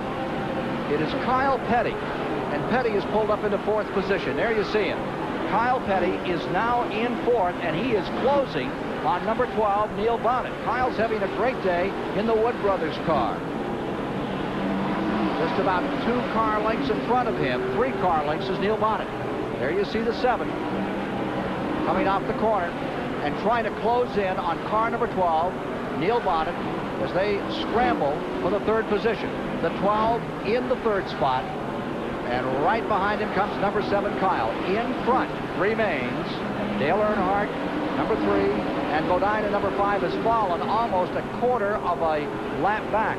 Earnhardt, when he gets clear sailing, he's just pulled away, Benny. Dale Earnhardt looks awesome today. He looks like there's no way in the world anybody on the racetrack can beat him. Although this is early, and who knows what's going to happen that last 100 laps once this racetrack really gets worked out and the cars can adhere in the turns. Last 100, ask about the last 3 as far as Dale Earnhardt's concerned. What a struggle he had last week. I think that if Jeff Bodine had slowed down to 150-mile-an-hour average, Dale Earnhardt would have stayed in 2nd to that last lap. He really planned to win that race. It was just too bad that he had that fuel problem, because that was building to as great a finish as maybe 76 or 79. And I don't mean to say you got to have a wreck, but I just thought that was going to be a tremendous finish between these 2 young guys that just love to get out and race hard.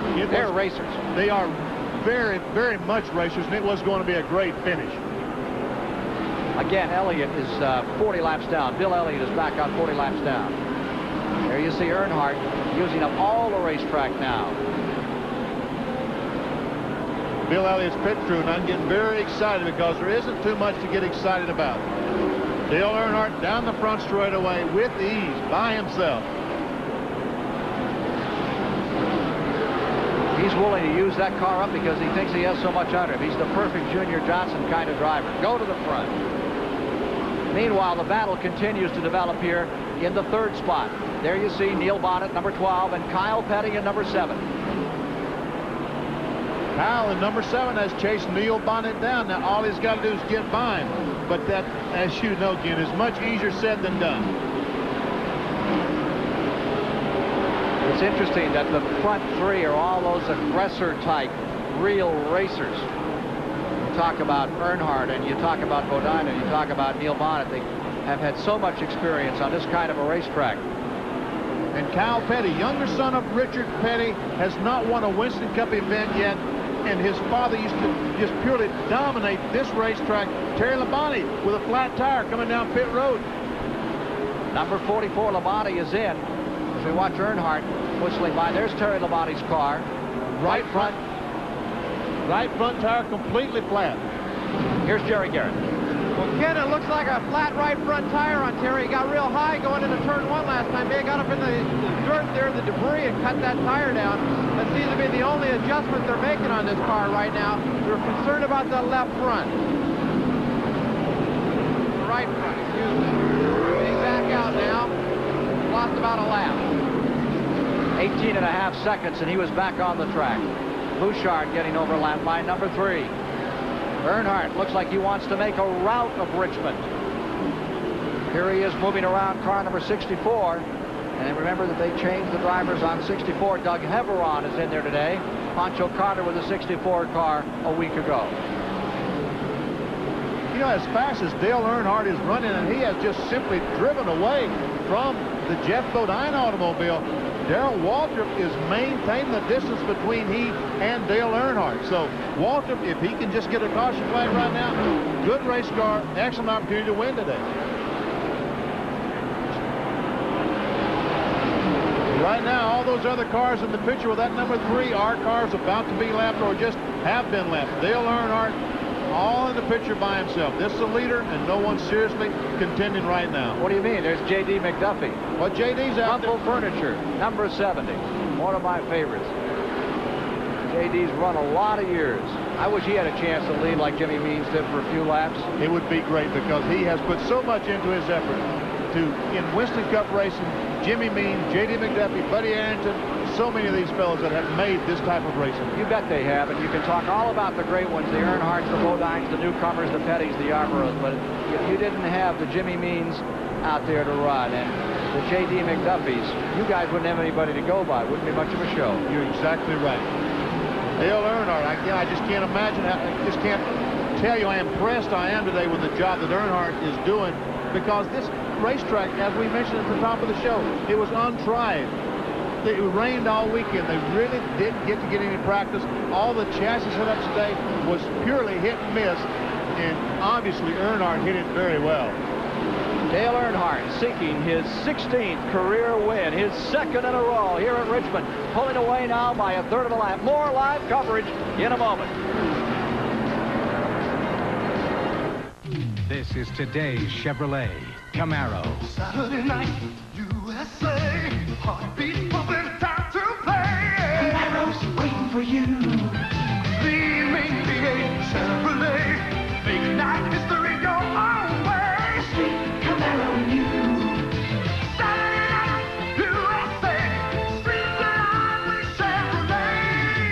Drive today, Chevy. Live today, Chevy. Camaro. Give me a light. No, Bud Light.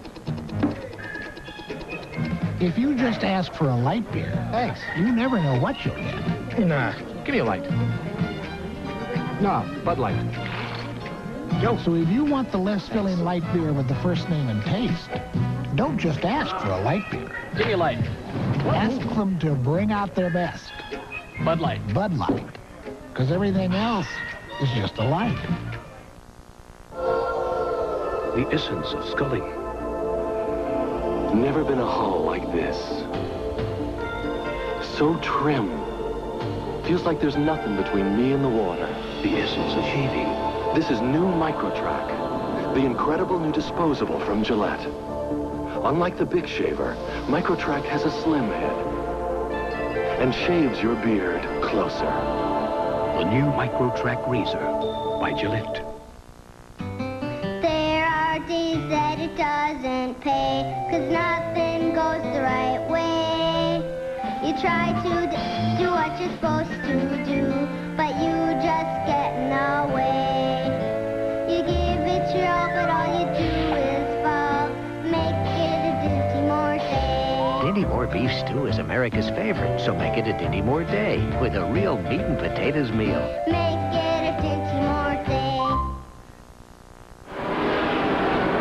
The STT Pit Communication Center of Richmond Fairgrounds Speedway. Dale Earnhardt looks like a very good candidate for a couple of special awards that are going to be given away here today. Earnhardt is involved in something called the True Value Hard Charger Award competition right now. In fact, he's leading that competition.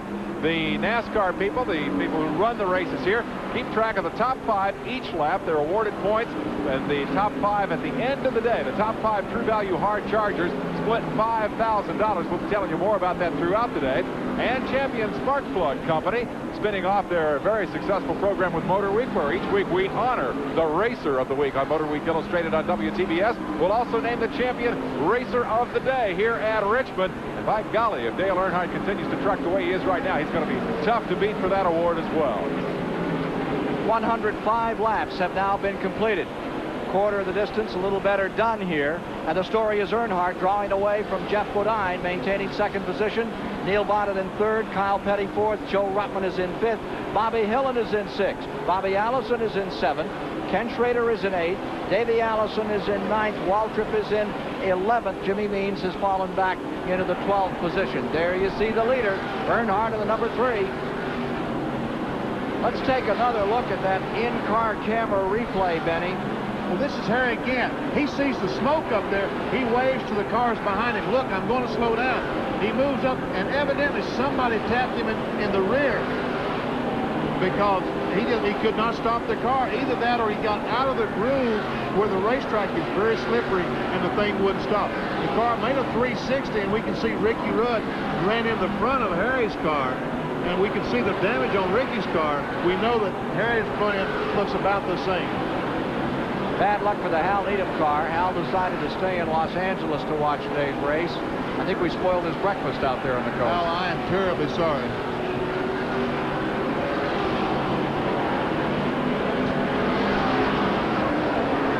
.108 complete.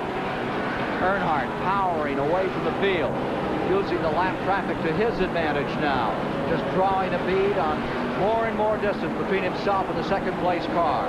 11 cars are continuing to run in the lead lap, and on the latest rundown for a quarter of the distance, 100 laps, they were showing at 100 laps an average speed of 58.788. If you're just joining us, we had two hellacious wrecks right at the start of the event. And it is at the moment Earnhardt first, Bodine second, Bonnet third, Kyle Petty fourth, Rutland running in fifth, going sixth. Bobby Hillin, the seventh spot at 100 laps, was being shown as the car number 27. That was they reporting Rusty Wallace in seventh, then in eighth Allison, then in ninth, the number 90 of Schrader, and in the 10th spot was Davey Allison with the 11th Waltrip. That was a 100-lap rundown. They were showing in 12th, the number 95 again. I got 95-12. I think he's a lap down. I believe he is too. Chrissy Cotomac has something from the pits. The number you see here, 85 and 7/8 inches, is the circumferential measurement of one of the tires in Jeff Bodine's pit, where stagger is all important to handling and success on this racetrack. The men have been taking tire pressures, checking stagger measurements, checking compound. The all-important tire combinations here at Richmond can mean victory or defeat. And you can see here they're logging all of the bookkeeping work. Inventory of tires and all the varieties they have here, hopefully to get Jeff Bodine and victory lane before the day is out. Back to you. Thank you, Chris. Tires a story here for sure today. They try to keep them as warm as they can. The temperature is just frigid enough so that keeping the heat in that fabric be essential. We've got a great race going right now. Darrell Waltrip trying to get by Bobby Allison. He cannot do it. Dale Earnhardt has closed up right on the back bumper. That's Waltrip in the 11. Dale Earnhardt in the yellow 3. That's Tommy Ellis in the red, white, blue car, number 18 underneath. And Bobby Allison in 22 in front. Darrell cannot get by. He's been trying lap after lap. Earnhardt right on his back bumper to put Darrell a lap down. Remember that the Allison car, the 22, is in 7th position as they're now running on the track with Waltrip in 8th. And Earnhardt is trying to overtake them and put them a lap down. Earnhardt, the blue and yellow number 3, has a 7 and 1/10 second advantage over Bodine in second. And Dale Earnhardt, once he gets up to this duo of Bobby Allison and Darrell Waltrip, he can't afford to sit back there, because if he does, Jeff Bodine in car 5 will catch him. So this is going to be interesting the next few laps. Well, after a sputtery start, we've got down to some real racing. The race has fallen into a groove. And right now, the battle is back here. 22, Bobby Allison, who looked like he really had it hitched up and then was out early at Daytona last week at Buick. And there goes Waltrip, and there you see Bodine. Trevor Boyce right in front of them, the number 6 being overlapped another time, many laps down. Important for those guys to try and keep scoring points. And owner points come into play here. They've changed the owner point system, 9, 6, 4, 3, 2, 1, like in Formula One Grand Prix. For manufacturer's points, that is, this year. And the manufacturer's points count for these car owners as well. They really want to score well and be able to get the parts they need the following year. As we watch Dale Earnhardt try to do something here with the number 22 of Bobby Allison and the number 11 of Darrell Waltrip, it's interesting to note the pit stop strategy here. We've had enough yellows today that nobody has had to make much in the way of green flag stops. Earnhardt's people told us just a moment ago as we work lap 120 and Waltrip tries the inside on Allison. Earnhardt will have to stop at lap 210 to 220. So they're about 90 laps away from a planned fuel stop if we stay green. We ask them if they're happy with the way things are going. They say we're just where we want to be. And obviously, if he can put Waltrip another lap behind, Earnhardt is going to be even better yet. Waltrip trying to work lower than Allison, and he's been fortunate. This time Allison really stays low. Bodine is closed up to 5 3/10 seconds behind number 3, the blue and yellow car. And notice that Earnhardt is being very careful here as he tries to lap the 7th and 8th place cars, 22 and 11. And again, you see Waltrip down the inside. But he knows that Bobby Allison has probably more races on a short track than anyone here. And when you start to go inside Bobby Allison, you really want to plan carefully. Well, they know, Bobby Allison knows if Darrell Waltrip manages to get alongside of him and pass him, Dale Earnhardt is going to go right with him, and that's going to put him a lap down. Earnhardt on the outside of Waltrip. Can he make the pass? I don't know. I don't think so. Allison has used up a whole lot of racetrack each way. Smart driving by Bobby Allison. Fans love it. Look at Earnhardt looking this over. Here they come. Gets the nose of that Chevy Monte Carlo SS down beside that Buick. No, he does not. And there you see the nose of the blue and yellow number 3, Earnhardt, the leader. And closing ground all the time. Jeff Bodine, second place man, as Earnhardt had this tremendous run going on this half-mile track. He takes on the aspects of roller derby in here as he tries to move around these two guys. It's live today on the Superstation. Ah, look at those people cheering. Some of them cheering, keep that Waltrip back there. Some of them cheering, come on, Darrell. And Owen said, Earnhardt, why don't you pass them both? And meanwhile, while all this, oh, Darrell Waltrip almost spins. He had it sideways. That's all Earnhardt needed. Now he has to deal with one of the Masters, Allison. Here comes number 11 back, and he nails it. He put a fender on it, put a bumper on it. I didn't see what happened up in turn 2, but I know right now what happened. Earnhardt put a little bit of chrome board on Darrell Waltrip. Darrell didn't like it. He told Earnhardt he didn't like it by that little tap coming off turn 4. Just a little kiss, just enough to turn him sideways. Let's watch it here because this could be action. Oh, I thought I saw something flying out. Evidently, Dale Earnhardt at 3 ran over something because they kicked something up out of the groove, but obviously it wasn't something off his car. That's the one thing that Earnhardt didn't need, was to get into any kind of a confrontation with the 7th and 8th place cars as Bodine continues to close ground. Dale Earnhardt, what kind of tactics do you need to win here? It's going to take a combination of handling good, running good, and using your head, and using the throttle real well. And the track up here gets a little slick. You're going to have to, use your head and use the throttle a lot, not get too anxious and make the car get too loose. It's just a combination of working with the car all day. There's Earnhardt shooting the gap. He goes through, and Waltrip goes through. Waltrip moves to 7th. Allison falls to 8th. And apparently the fender, the right front, is a little ding on car number 3 from that confrontation with car number 11. I thought I saw some smoke off the right front of that car coming off turn 4. Dale Earnhardt can't afford. Now we can see just a little bit of smoke. He can't afford to sit out there too long and let that right front tire blow. Because if you watch last year's Richmond 400, you saw what happened when Neil Blunnick blew a right front coming off turn 2. Right through the fence. He impaled that Chevrolet Monte Carlo and then went through it. Now there's number 3, and the question is, will they bring him in? I think we need to get in the number 3 pits and see what the plan is on the Richard Childress car. You can see that fender now. It's rubbing that. And there's some smoke coming off that. That's not conducive to a happy day. Earnhardt in the number 3. Bodine in the number 5. We're checking interval 1 to 2 here. Bodine willing to just wait. He doesn't seem anxious to come up through. Do any fighting right now as we have 132 laps complete. The interval is 2 8/10 of a second between first and second, with Ruttman in third, Bonnet in fourth, Kyle Petty in fifth, Bobby Hillin in sixth. Rusty Wallace is in seventh. Briefly, they had him a lap down. That's not true. And remember, that's what happened to Wallace last week. They had him a lap up, lap down. They now have him in that lead lap.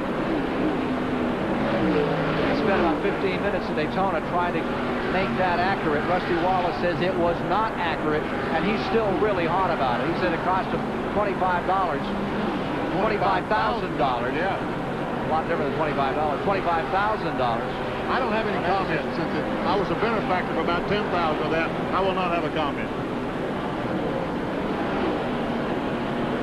Did you decide towards the end of that race last week that maybe letting the 3 and the 5 go was the right thing to do? Well, I was right in the middle of it there. I was a lap down right behind him, and I decided that with 2 laps to go, I was going to definitely get out of there and watch from a distance who was going to win that Daytona 500.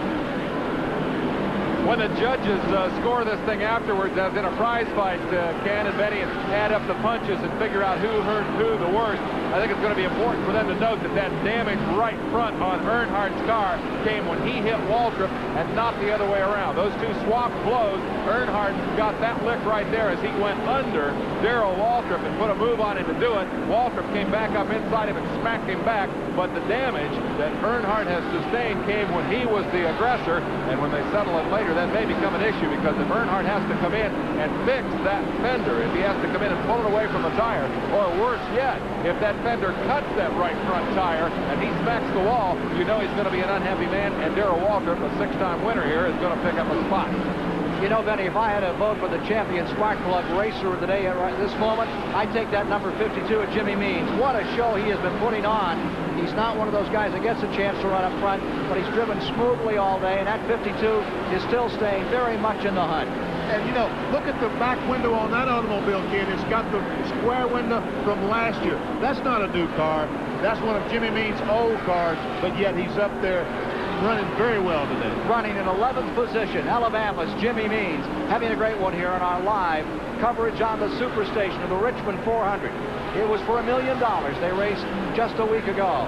Now it's a little over $300,000, better than $250,000 to be decided here. And it's guys like Jimmy Means that grew up on tracks like this, and Greg Sachs in number 10. And apparently he just touched the wall again, although it's pretty hard to tell. He's hit every panel on that one this afternoon. There's some confusion as to what's wrong. The TRW crew went over there, but they're trying to figure out exactly what's wrong with the car. Let's go to Chris Economack. Okay, here's Kurt Shelmerdine, Dale Earnhardt. The right front corner, the number 3 car's been in. What does Dale say about it? It's not hurting anything. Not hurting anything. Okay, they don't say much here, but they know everything is okay in the Earnhardt pit. Back to you. I would doubt very seriously that Dale Earnhardt in the 3 car knows that the right front fender is rubbing the tire, because we can see just a little bit of smoke as he comes off the corner. I don't think he can see that from inside the car, nor can the crew see it from the pits. There's Jeff Bodine trying to get Bobby Allison. That's Michael Waltrip at 23. We remember how much trouble Darrell Waltrip had a few moments ago, and Dale Earnhardt, Bodine's going to have some of that same problem with Bobby Allison in 22. Up to lap, the 22 comes car number 5, Bodine. Don't you think they told him on the radio that he may have a problem developing? I don't know that the crew can see it on the 3 car. I don't know they can see the problem. I'll bet you Chris told him. Yes. Here comes Bodine down to the inside, putting a lap on Bobby Allison in the 22. They now have Wallace in 7th, Waltrip to 8th, Allison in 9th. And that's the 9th place car you see getting lapped. And that car you saw right behind Jeff Bodine with no front end on it, that's the 98 car of Ron Bouchard. And he is out of the top 15 at the present time in the latest rundown. Average speed is up to 63.7. 144 laps have now been completed in the Richmond 400. And it is a car wrecker here today. We'll have more of it live for you shortly on the Superstation. Sears brakes. The brake pads, so advanced, they're backed by a limited wear-out warranty for as long as you own your car. They're Sears brakes. One more way we install confidence at Sears. Every day, for just $59.99 per front axle, you can have Sears disc brakes with Sears lifetime warranty installed on your car. There's more for your life at Sears. But for all that you do, somehow you always come through. You keep it going, your pride's really showing. Nobody shines like you, yeah, you make America work, and this but's for you. Here's to you, Beechwood Age, for that clean, crisp taste that says Budweiser. This but's for you. It'll work on your dandruff. Yeah, but I'm afraid it won't leave my hair the way I like it. Hey, this is great stuff. Today's Head & Shoulders. It's all I use. Okay. tough dandruff protection that works only on your scalp, not your hair. Gentle conditioners go there. Tough on dandruff, right? But great on hair. Today's Head and Shoulders. Dandruff care that's good for your hair. This is a revolutionary advancement in shaving from Gillette Research. The brush. Gillette announces Brush Plus. A shaving concentrate and brush in one. A brush to lift your whiskers with the soothing warmth only a brush can give you. A concentrate with extra softeners and lubricants that are massaged deep into your beard for a shave that is superior. Brush Plus from Gillette for a superior shave.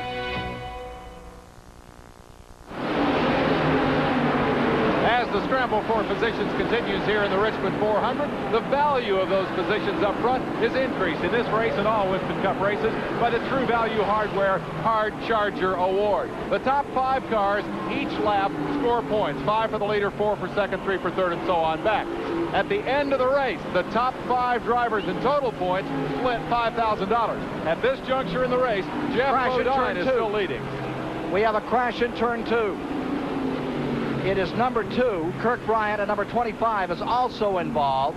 That is the Tim Richmond car that has crashed as well. Richmond's car is right. They both spun. They both took the wall. There you see Tim Richmond driving away from it. And the number 2 car trying to get righted and come around. Under caution.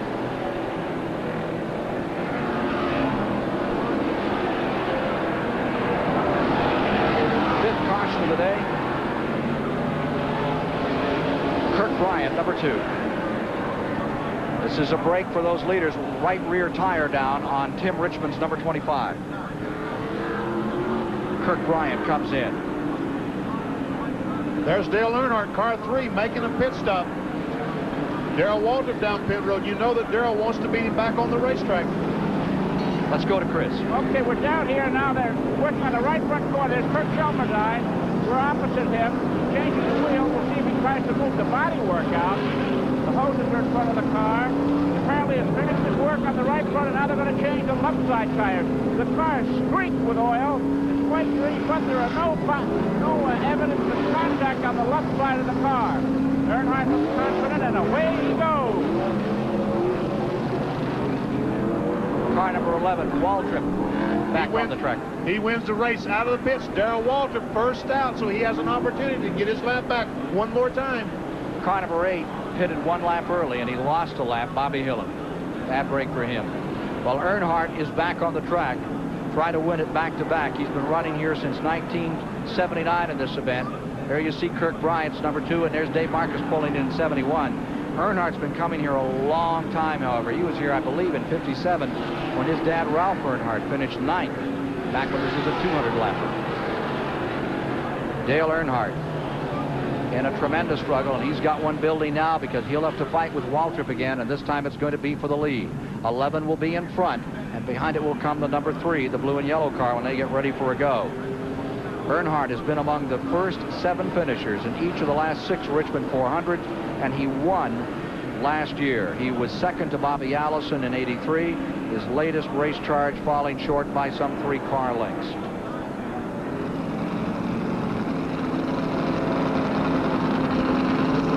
Bill Elliott's car is still on the jack stand. Evidently has more problems on that Coors Melon Ford than it's not just a normal pit stop. I don't know what the problem is. They bring the number 11 by, and they send him back a little, 154. There you see the 3 coming up. Must be he's on the tail end of the lead lap. You believe that, Benny? Pulls back up again. Let's go to Dave Despain while we find out about 11 and 3. About all of the racing action is here in Richmond this weekend on our GM Good Ranch Motor Week Racing Update. Let's take a look elsewhere in the world of motorsports this weekend.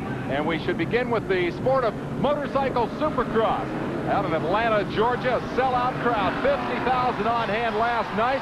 And they watched number 5, Ricky Johnson, mix it up with David Bailey and number 1, the series champ, Jeff Ward. When it was all over, Ricky Johnson won the race by a length over Bailey, and that was his 3rd win in 6 races. He continues to hold the series point lead. the all-new All-American Racing Series, which is going to be the proving ground for new IndyCar stars of the future. The first of those cars will be tested next week by Kevin Kogan. Elsewhere, Formula One news. This is the time of year when people start looking ahead to the Grand Prix season. The Ford engine, the new engine that Ford has built, which the Beatrice team will debut, was tested in secret last weekend and will be tested in public next week. They've had a problem with cracking blocks with that motor. That was the reason the motor is late coming out. They had to do some redesign work on it. There was tragedy in Britain this week. One of the future stars of Formula One racing by general acclamation, Bertrand Fabi of Quebec, Canada, died in a testing crash in England. And finally, in Brazil, the first big round of official testing for the 1986 Formula One cars is pretty much complete. Nigel Mansell, for the second year in a row, has proven to be the fastest man in the preseason testing. But, of course, the first Grand Prix of the year will determine a lot more about that. Sprint car racing and the Miami Grand Prix still ahead on GM Goodwrench Motor Week racing updates from here at Richmond. We'll have another GM Goodwrench report for you a little later today. Number 2, that is the Bryant car, prepared by crew chief Darrell Bryant for Cliff Stewart and driven by Darrell's son, Kurt. They started to roll it back behind the wall, and now it's being pushed back. I'm not quite sure what the final plan is. I think they're just going to roll it down pit road and put it away for the day. The car number 11 is being reported on the tail end of the lead lap. He got out there, but he's on the tail end of the lead lap. Bobby Allison pulls up. The big story on this restart would be number 26, the Rutman car, the Quaker State car, running in second position. What a great run, because, you know, we can look at his car on the right side. It has no right side practically. He was in that accident up there in turn 3. He's fought his way back. He's in second spot. He had been in 9th on one of the latest rundowns. 157 laps complete. Now that we have experienced this next caution, he has a chance to run up in front. That car really took some abuse. He stayed with it and stayed on it. He had a terrible crash last week, and then Harry Gant literally ran over it with the Skoll car. Here they are, ready on a restart. Winston Cup competition coming to you live on the Superstation from Richmond, Virginia. Down the line, the break, and into turn number 1. Earnhardt draws away.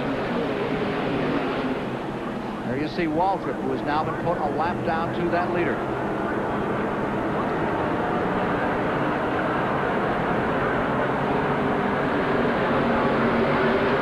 Got a tough spot. Car 26, the green car back there, hung on the outside. He gets by Bobby down the front straightaway, though. By Bobby Allison in car 22.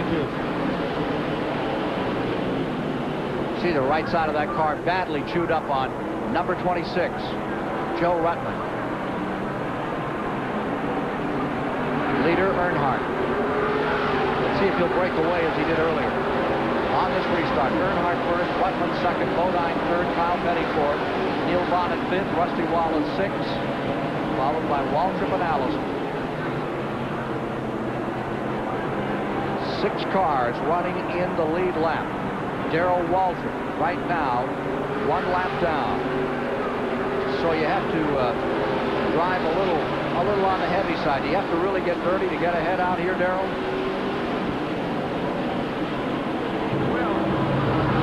Certainly can't be courteous. On a super speedway at 200 mile an hour, you let up a little bit and let a guy back in line. You go down in a corner and you feel the car sliding up a little bit and you let out because you don't want to take a chance on running into somebody. You throw all those things aside when you get here.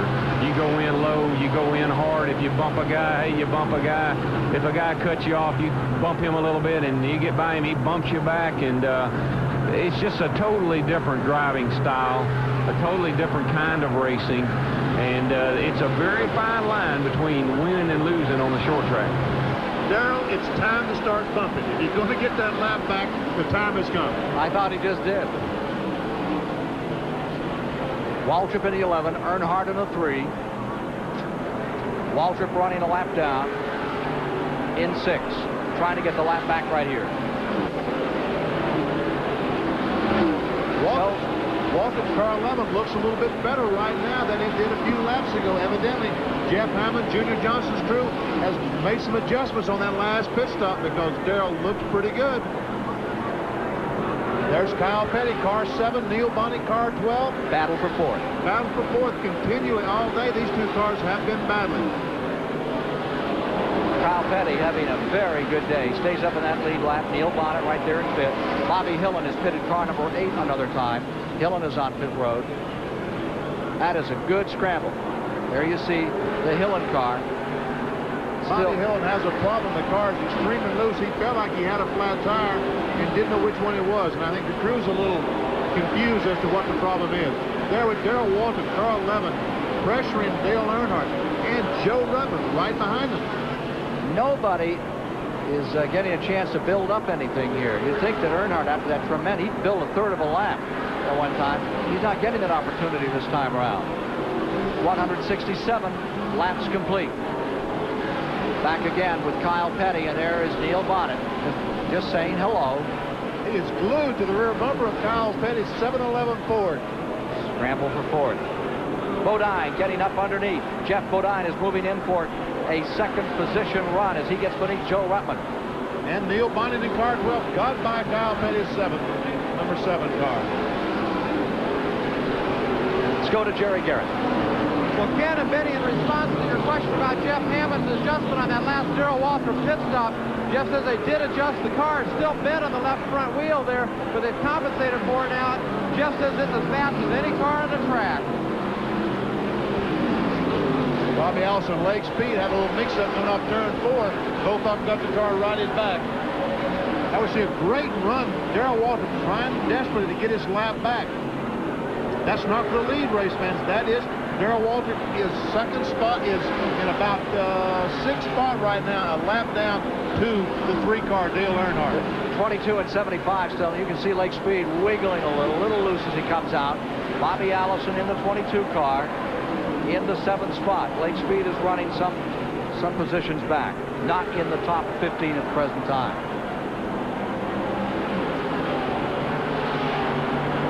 Back in front, Earnhardt seems to be at optimum speed, and he can't draw away from Waltrip. And the major story is that number 3 is closing ground. Here he comes. Number 5 is closing ground. There you see him. The number 5 car of Bodine is definitely back in the picture here. He is back in the picture. Darrell Waltrip right now looks to have the quickest car on the racetrack. But being faster and passing at Richmond is entirely 2 different things. What Darrell has got to do, I think, right now is get the 3-car. Dale Earnhardt hung up in some traffic, get him behind a slower car and pass him then. Mike Waltrip not willing to help his brother. Here at Richmond, the Richmond Fairgrounds, we are 173 laps into our live coverage on the Superstation of race number 2 in the Winston Cup Series this year. This bud's for all that you do. Carlos, I need 100 of these by Friday. My friend, I'm retired. My son is running the business now. Oh. You know just where you're going. It's true, your pride is showing, cause you make America work, and this bud's for you. Here's to you, Beechwood Age, for that clean, crisp taste that says Budweiser. This bud's for you. Well, the financial champions there on the land, on the sea, even in the air. It's a winning tradition, no one can compare. Nothing sparks like the spark of success. Champion. Champion salutes Bill Elliott, the only driver ever to win $2 million in a single season. Bill's $2 million Spark Plugs Champion Copper Plus. Wherever you find your champion is there. Nothing sparks like the spark of success.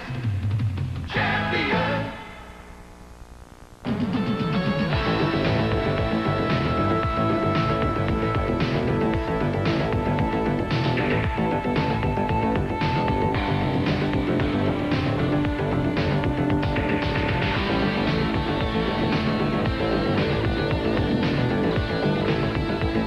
Pride flies high.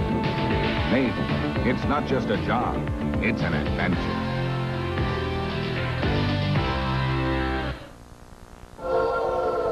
The essence of Scully. Never been a hull like this. So trim. Feels like there's nothing between me and the water. The essence of shaving. This is new Microtrack, the incredible new disposable from Gillette. Unlike the Big Shaver, Microtrack has a slim head. and shaves your beard closer. The new Micro Track Razor by Gillette.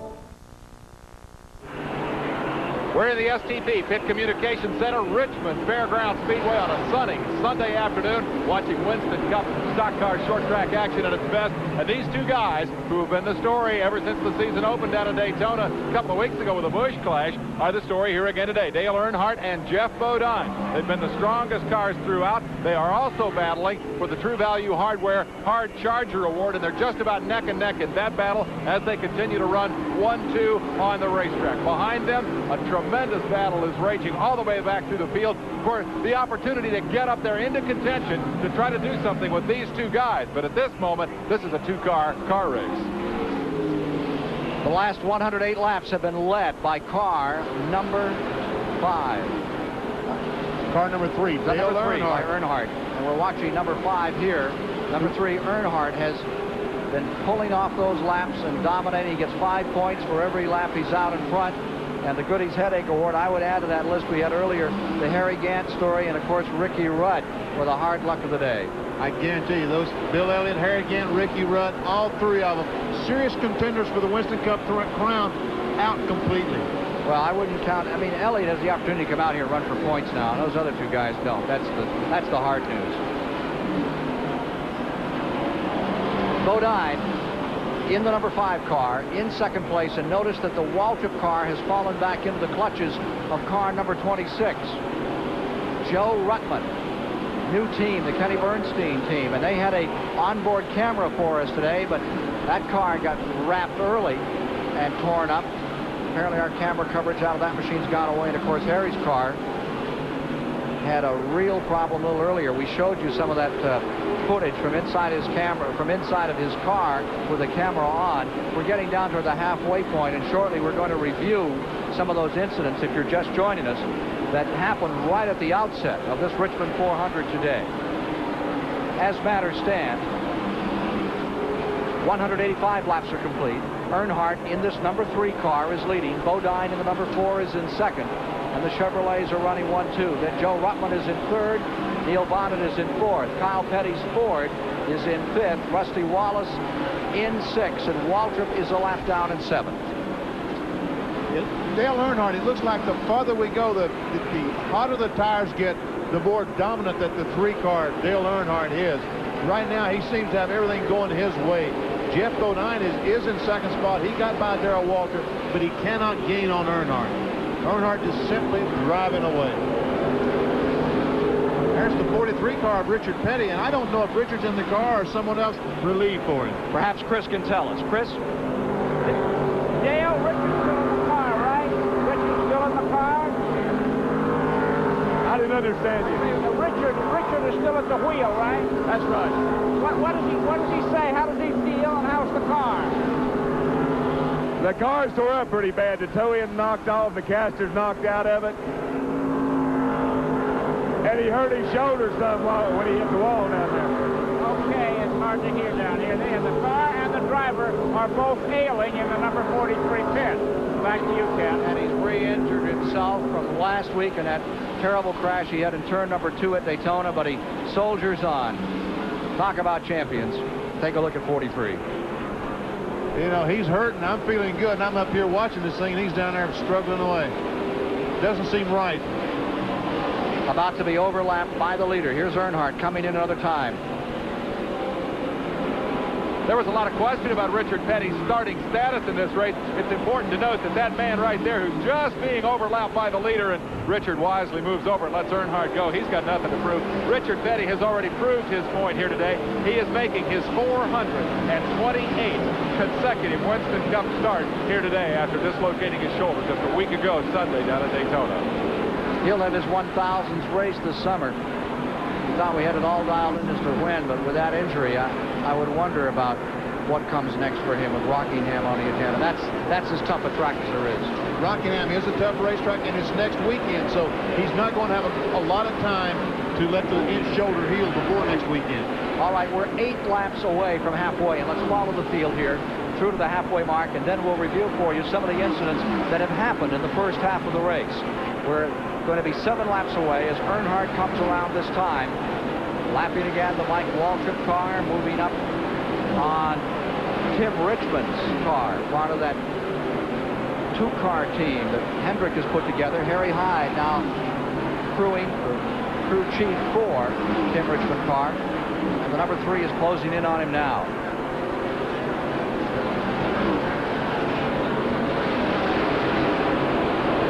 Getting down to the halfway point in the race. And we'll know then, we'll begin to have a feeling about which ones are going to sustain themselves, and I just have a feeling that we're going to have a battle right to the finish between the 3 car and the 5 car this afternoon.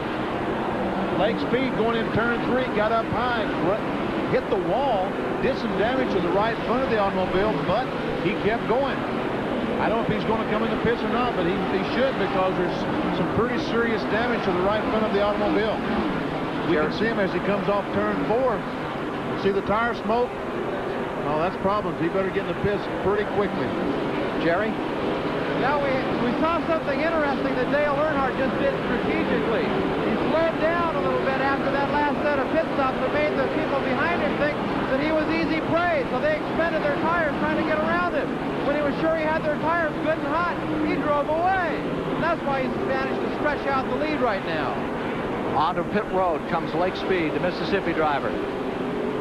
Nationwide's car comes in, badly beaten up in the front. He really gave it an effort here today, but he's falling further back on the field. Meanwhile, we come to 198 laps complete, this time by on the leader, Dale Earnhardt. There you see him putting a lap on Dave Marcus, the 2-time winner of this race, or trying to. Ellis directly in front of him. The groove is still on the bottom of the racetrack. It hasn't moved out a great deal. We can see Earnhardt trying to pass Dave Marcus on the outside. He's having a problem doing that. And the guy in second place is just 0.8 of a second behind. Now, look at Marcus pull right back up on the number 3, and look at that yellow, white, and brown car. The number 5 from Hendrick Racing Stables right there, closing some more to within a couple of car lengths now. Jeff Bodine on his way. Halfway on the field this time. 200 down and 200 to go at Richmond at the fairgrounds. As they come by for the halfway mark on the field. Halfway, 200 laps down.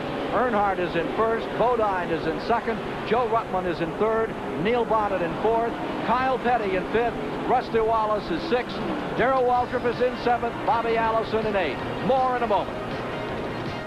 Chevrolet introduces Black Magic, a new Cavalier with super-tuned suspension, ground effects, multi-port fuel injection, and so much more. What it is a new Cavalier with the bloodlines of Corvette and Camaro. New Cavalier C24, a quick little fox, raised by wolves.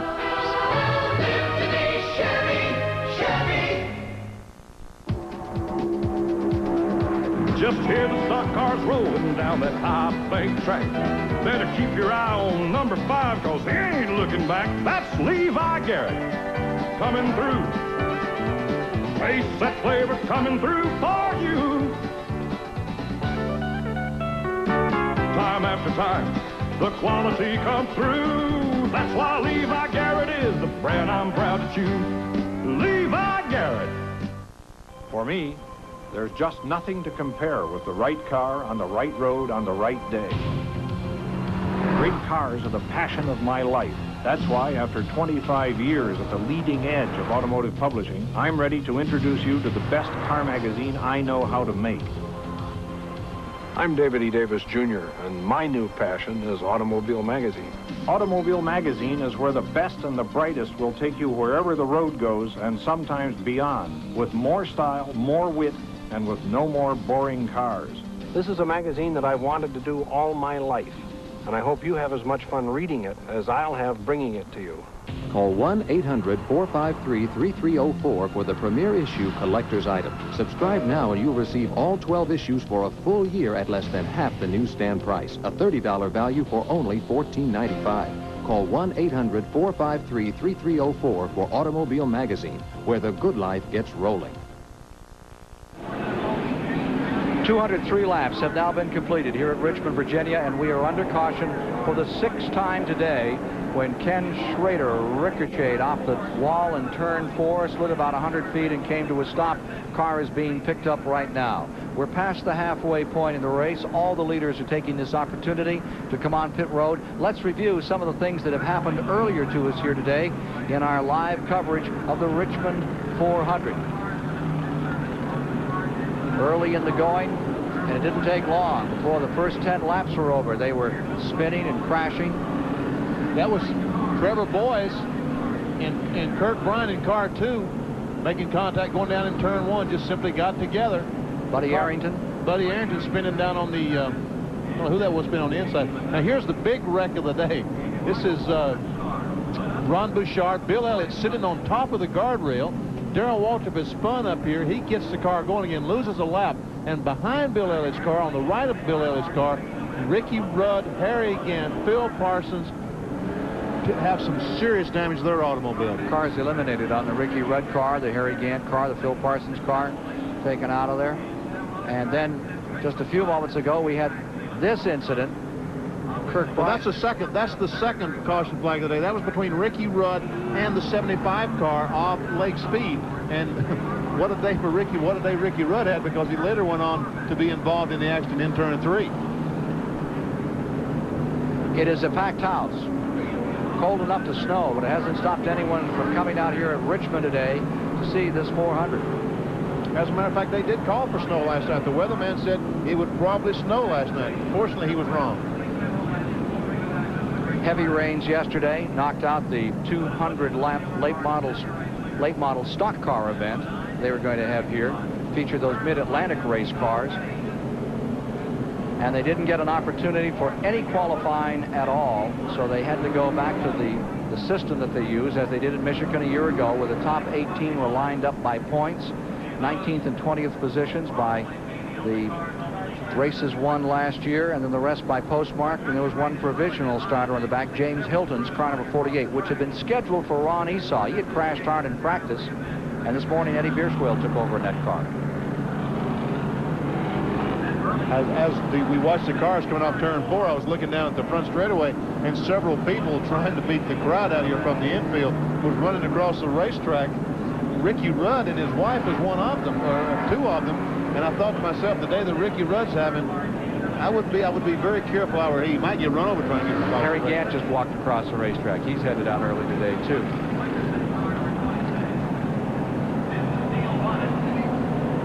Six cautions thus far.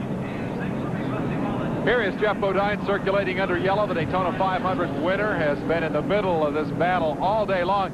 And Jeff has really got himself a nice, strong run going here. Interestingly enough, while Jeff warmed up for the race today, his parents spent the week across the street. Why? Well, it's kind of an interesting family story. The family goes back a long, long ways in racing. Jeff was literally born at a racetrack up in Chemung, New York, Chemung Speedway. And they spent their weekend across the street. Ken Squire talked to them. Eli Bodine, semi-retired, operate a souvenir business for their son, who won the Daytona 500 last weekend. It all began when Eli built Jeff's first car. A little, we call them micro midgets. It had a 3-horsepower Briggs & Stratton engine on it. And it had a belt clutch with a hand tightener. And it was just big enough for him to get in. He always says, "Dad, can you make it go faster?" Right from the beginning. And we are sure that he was going to win sometime, and he won the big one. I won't say that I wasn't anxious. A mother always cares about what happens to her children. But I will say that this race, for some funny reason, I just really had a calm feeling about it. I didn't have the anxiety that I usually get uptight over a race, you know.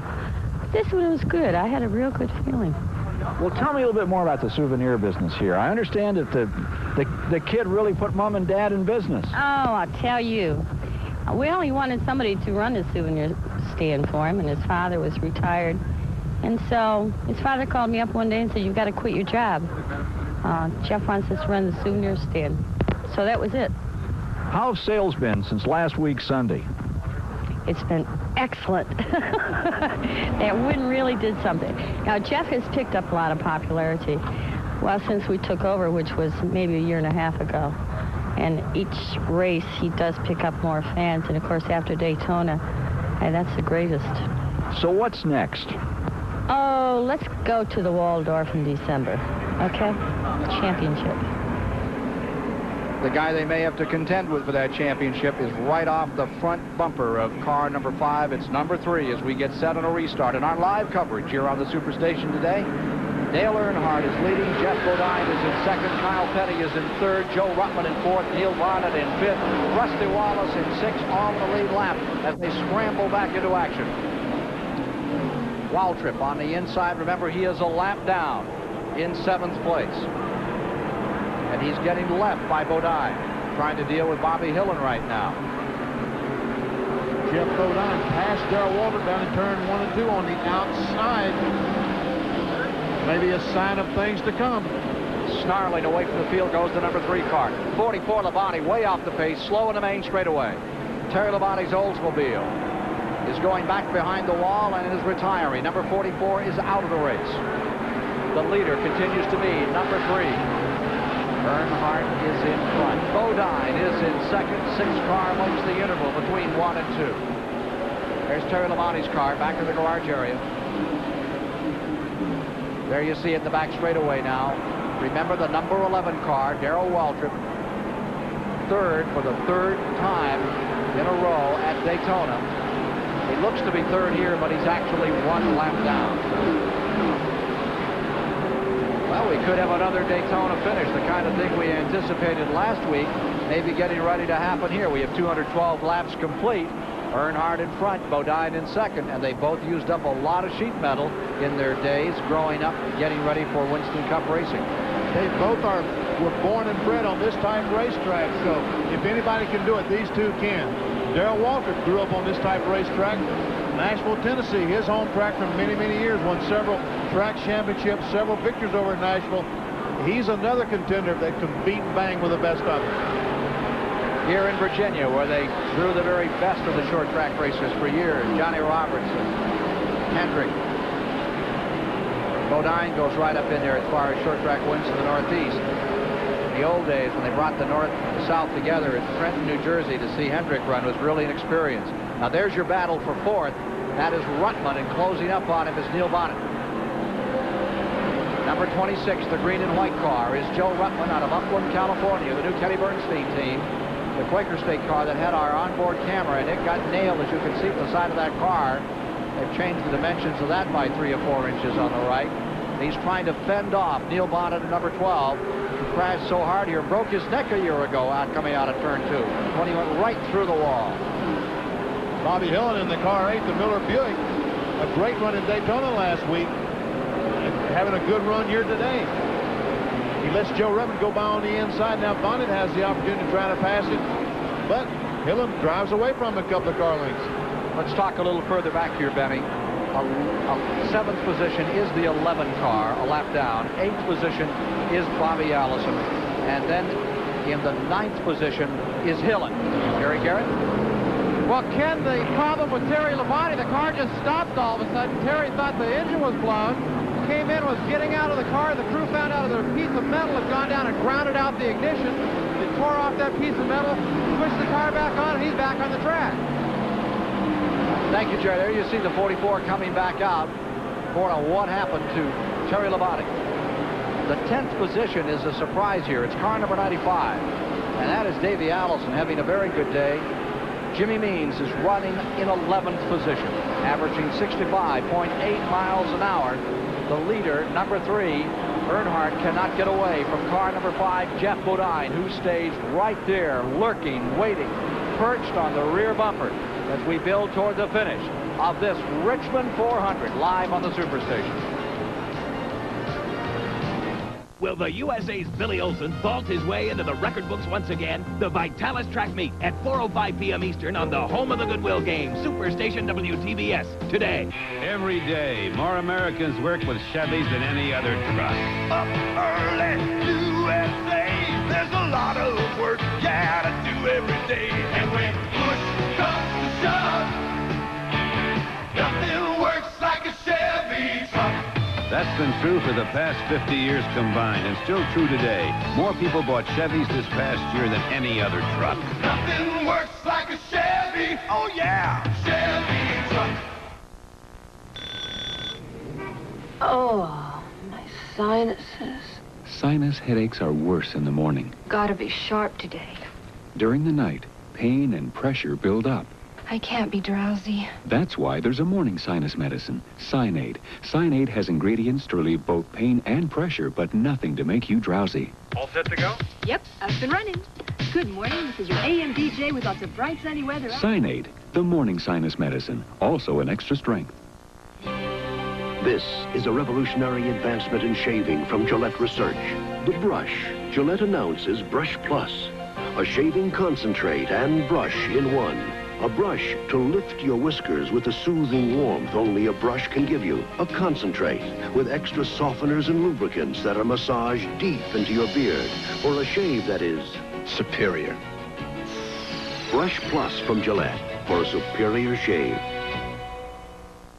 Next time on Explorer, recording the ultimate thrill, free-fall photography, plus kayaking on the whitewater rapids of Corsica. It's full of surprises. And there's much more on National Geographic Explorer, Sunday at 8:05 and Monday at 11:05 Eastern, only on the Superstation. Continuing live coverage of the Richmond 400 is brought to you by Chevrolet. It's 1986 at your Chevy dealers now. Drive today, Chevy. Live today, Chevy.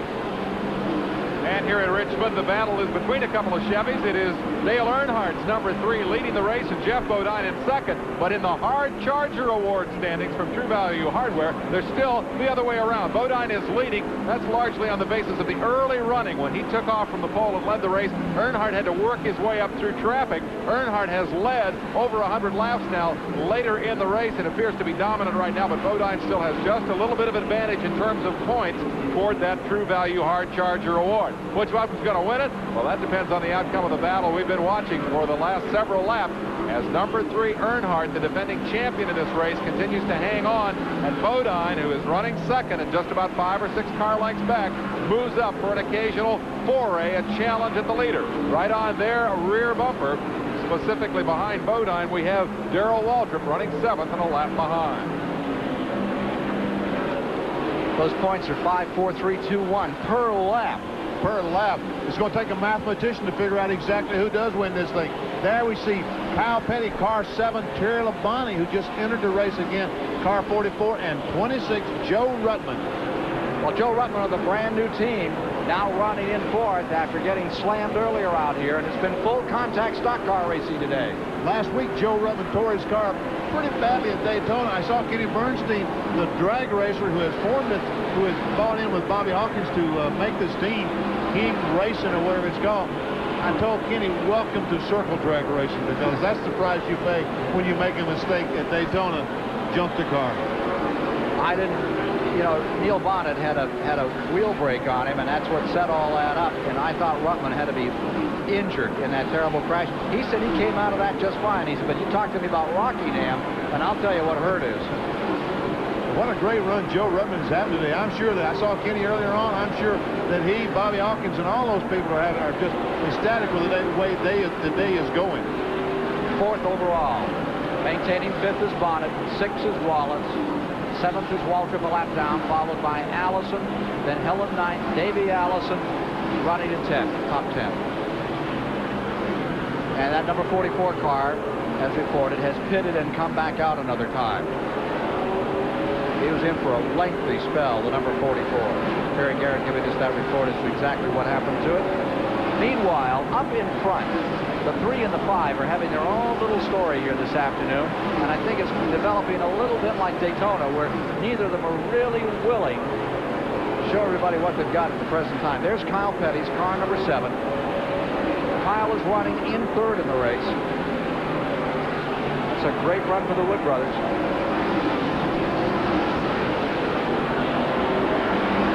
Kyle seems to be driving away from Ruttman. Just it seems like he's gained a few car lengths, although the Labonte car is between he and Joe Ruttman. Maybe Joe is having a little problems getting by Terry. So let's find out what kind of problems that car sustained when it got slammed a little earlier. Chris is in their pits. I'm with Larry McReynolds, Joe Ruttman's crew chief. What kind of shape is the car? Well, we got a lot of sheet metal damage, but that's about it. I'm just trying to stay after it about taking care of the car and taking care of the brakes, and maybe we can come home with a good finish. What is Joe telling you? The car feels pretty good. I mean, we hadn't made a lot of changes to it because it stayed that way pretty much all day. We changed the tire stagger just a little bit, but other than that, he said it feels pretty good. Thank you very much. Here you have it from Joe Ruttman's crew chief, Larry McReynolds. Thank you. Larry McReynolds with a brand new team, and he's doing a beautiful job of that organization. Joe Ruttman suffered a real heartbreaker here in '82. He spun up here on this fourth turn. He was leading about 244, 245 laps into the event. And one lap later, it started raining, and then the race was flagged to a halt, and he wound up the day 15th. Yeah, we can see the hole in the right side of that automobile. There was a transmitter for our camera that set back in there. It's gone now, so we're not able to get any pictures. It's a shame that that camera went away because we could get some. Joe Ruttman has been in the middle of some pretty exciting things today. And when they do that racetrack body design, it certainly alters things. 44 Terry Labonte found out what his problem was, and the Rumpel Furniture, my favorite sponsor, car number 70 for J.D. McDuffie. The Rumpels, they've stuck through him through thick and thin. Nice people. Old J.D.'s out there giving it all he's got today. Remember the day he sat on the pole at Dover, Delaware? I remember it well. Sure do. Number 70, J.D. There's Dale Earnhardt, our leader. Once again. Lapping Greg Sachs.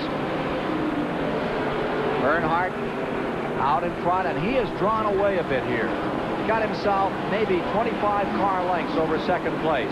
There's a ways to go. There's 240 laps complete. The question is, can he stay there and win back-to-back 2 years in a row? We're going to be finding out shortly with our live coverage on the Superstation of the Richmond 400.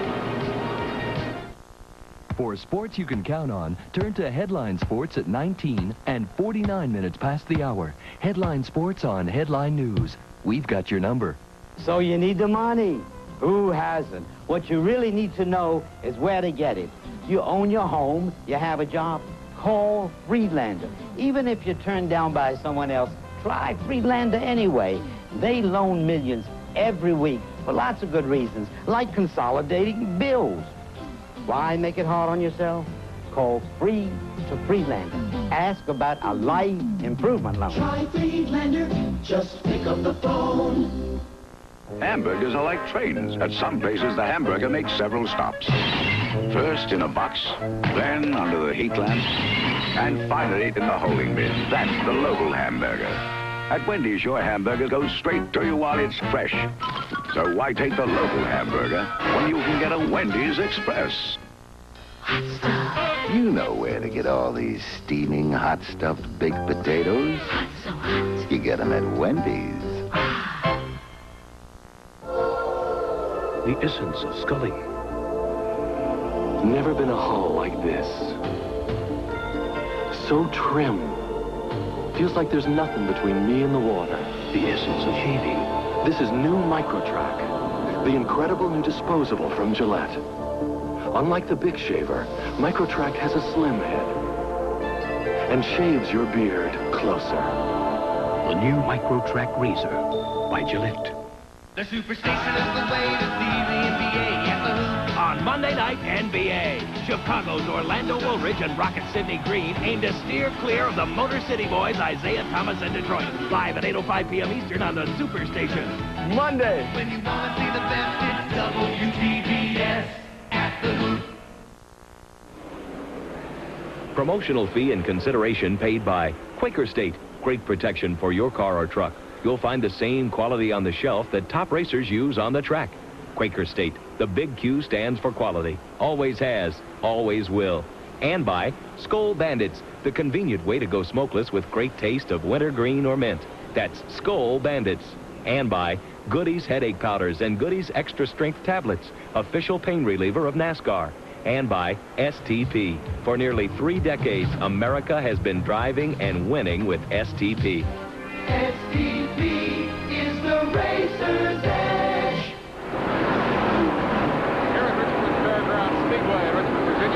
Dale Earnhardt dominate in the Richmond 400? I would not presume to speak for the likes of Ken Squire, Benny Parsons, Chris Economaki, Jerry Garrett, our panel of experts gathered here to cover this race. But later today, when we vote for the champion spark plug racer of the day from Richmond, this guy has got to be in the running. Earnhardt, for want of a cup of gas, missed a victory in the Daytona 500, or at least a potential victory here today. He's come back. He's met his Daytona 500 rival, Jeff Bodine, and thus far, he's run Bodine into the ground. Earnhardt, thus far, has the inside track.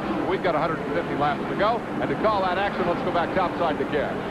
Dale Earnhardt stays in front with his car number 3. Bodine seems to settle back and just wait. Some 12 car lengths behind the leader at the present time. Kyle Petty is having a great run in 3rd. Joe Ruttman in 4th. Neil Bonnet is in 5th.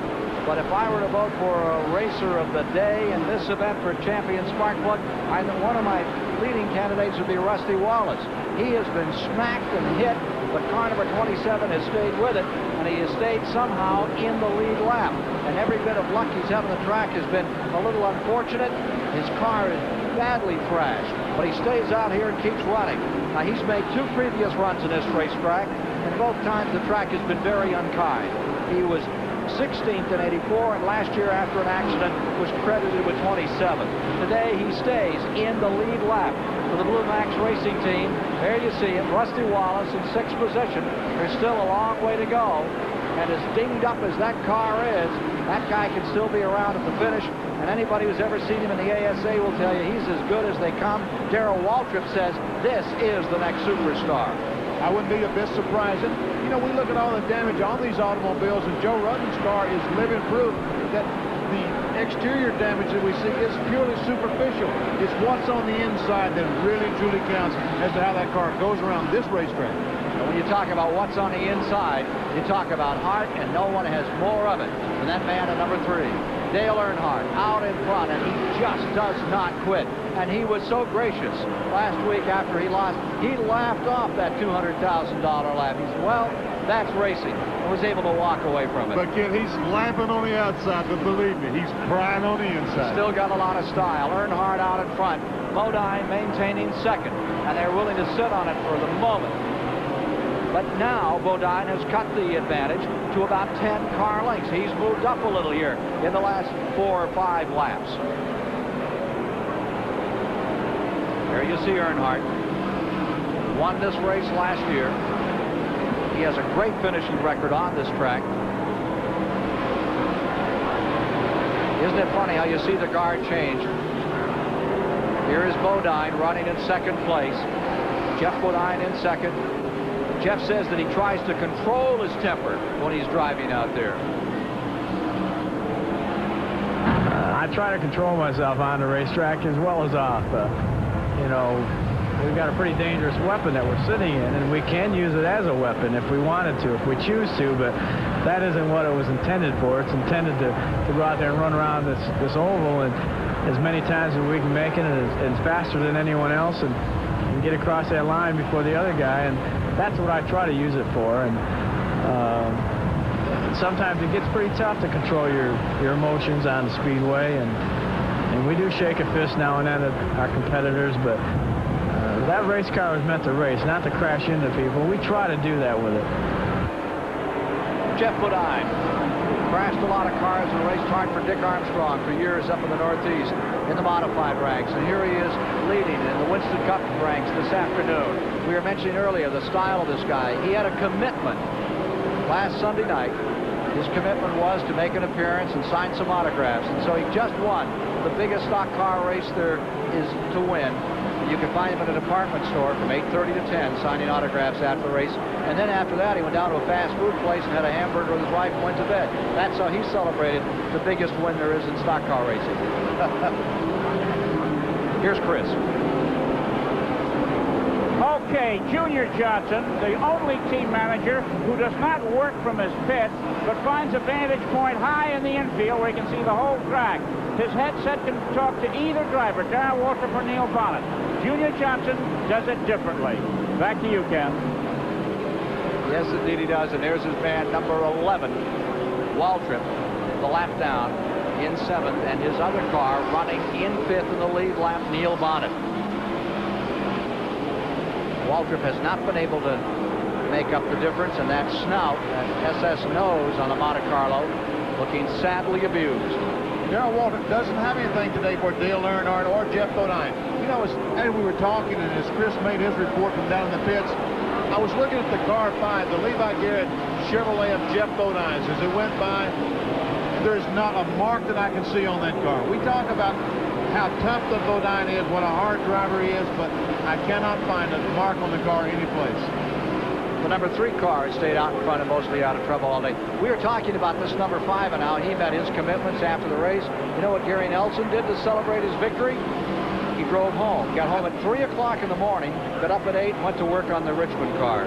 Well, life in the fast lane. Life in the fast lane. So, folks, this business is not as glamorous as you would think it would be. I drove home myself. I left Daytona about 5 o'clock, got home to Alabama about 2 o'clock in the morning. Last week, all the glory belonged to this guy, Jeff Bodine. 140 laps from now, we'll know who's going to walk out of here as the king of Richmond, Virginia, as TBS Sports coverage of the Richmond 400 continues. Camaro IROC Z. Looking so hot, so good. So much under the hood. I rock, ooh. I rock and roll. I rock, oh. Tough on the street, so mean. Camaro's my thunder. Drive this machine. I rock, ooh. I rock and roll, oh yeah. Drive today, Chevy. Live today, Chevy. I rock. For me, there's just nothing to compare with the right car on the right road on the right day. Great cars are the passion of my life. That's why, after 25 years at the leading edge of automotive publishing, I'm ready to introduce you to the best car magazine I know how to make. I'm David E. Davis, Jr., and my new passion is Automobile Magazine. Automobile Magazine is where the best and the brightest will take you wherever the road goes and sometimes beyond, with more style, more wit, and with no more boring cars. This is a magazine that I've wanted to do all my life, and I hope you have as much fun reading it as I'll have bringing it to you. Call 1-800-453-3304 for the premier issue collector's item. Subscribe now and you'll receive all 12 issues for a full year at less than half the newsstand price. A $30 value for only $14.95. Call 1-800-453-3304 for Automobile Magazine, where the good life gets rolling. The sporting event of the decade, the Goodwill Games. This July, the world's finest athletes will unite in Moscow to determine who is the best in track and field, gymnastics, and more than 16 other world-class sporting events. 10 years after Montreal witnessed the first meeting between the United States and the Soviet Union in an international sports extravaganza that is the sporting event of the decade. Pepsi is a proud sponsor of Turner Broadcasting's Goodwill Games, coming this July. We're back with you live once again with 271 of 400 laps complete in the Richmond 400 here at the fairgrounds this afternoon. Greg Sachs has spun, and there was to be a caution anyway. Someone fell down in Victory Lane. They have a small grandstand. It goes up about 6-7 tiers and was injured there. They were going to bring out a caution. There you see the number 70 car also in at the same time that Greg Sachs had his problem. And so they have brought out the caution, which will allow the ambulance to cross the track. There is no tunnel here at the old Richmond Fairgrounds. They're talking about a new 1 3/4 track to be built in this area, open in '87. But for the moment, if they have a serious incident in the infield, they have to close the track down so they can open the gates and let the ambulance across, and that's what they're doing right now. Just prior to this caution, Bodine closed all the way up and made a shot to go underneath Earnhardt. Earnhardt was having trouble dealing with the Rusty Wallace car that he was trying to lap. Earnhardt has just pulled back on the track. We see the number 70, and there's a tire off a car. There's a tire rolling down through the first and second turn area, and I think it's number 27, Wallace. It's a right rear tire off Rusty Wallace's car has fallen off. There you see the number 70 lying there, McDuffie's car we were talking about just a few moments ago. He was in contact with the Greg Sachs car that brought out the caution. And now the number 27 is coming in -1 wheel. A little steam down there, and here comes number 27 puffing down pit road on 3 wheels. Here he comes. Ooh, that doesn't do it much good, Benny. That's terrible. You know, I don't know what's happened to the brake rotor. I don't know if the thing has been damaged or what. I don't know what the brakes is going to be like. Dave Despain, do you have any idea? Nothing further from down here except that they're going to have to scramble to get that car back together and back out onto the racetrack because they are losing laps here under yellow. Everybody has come into pit taking advantage of the yellow flag, but Wallace is still hard at work on that car. While we have the opportunity and we are under caution, let's go to Dave Despain for this GM Goodwrench race report.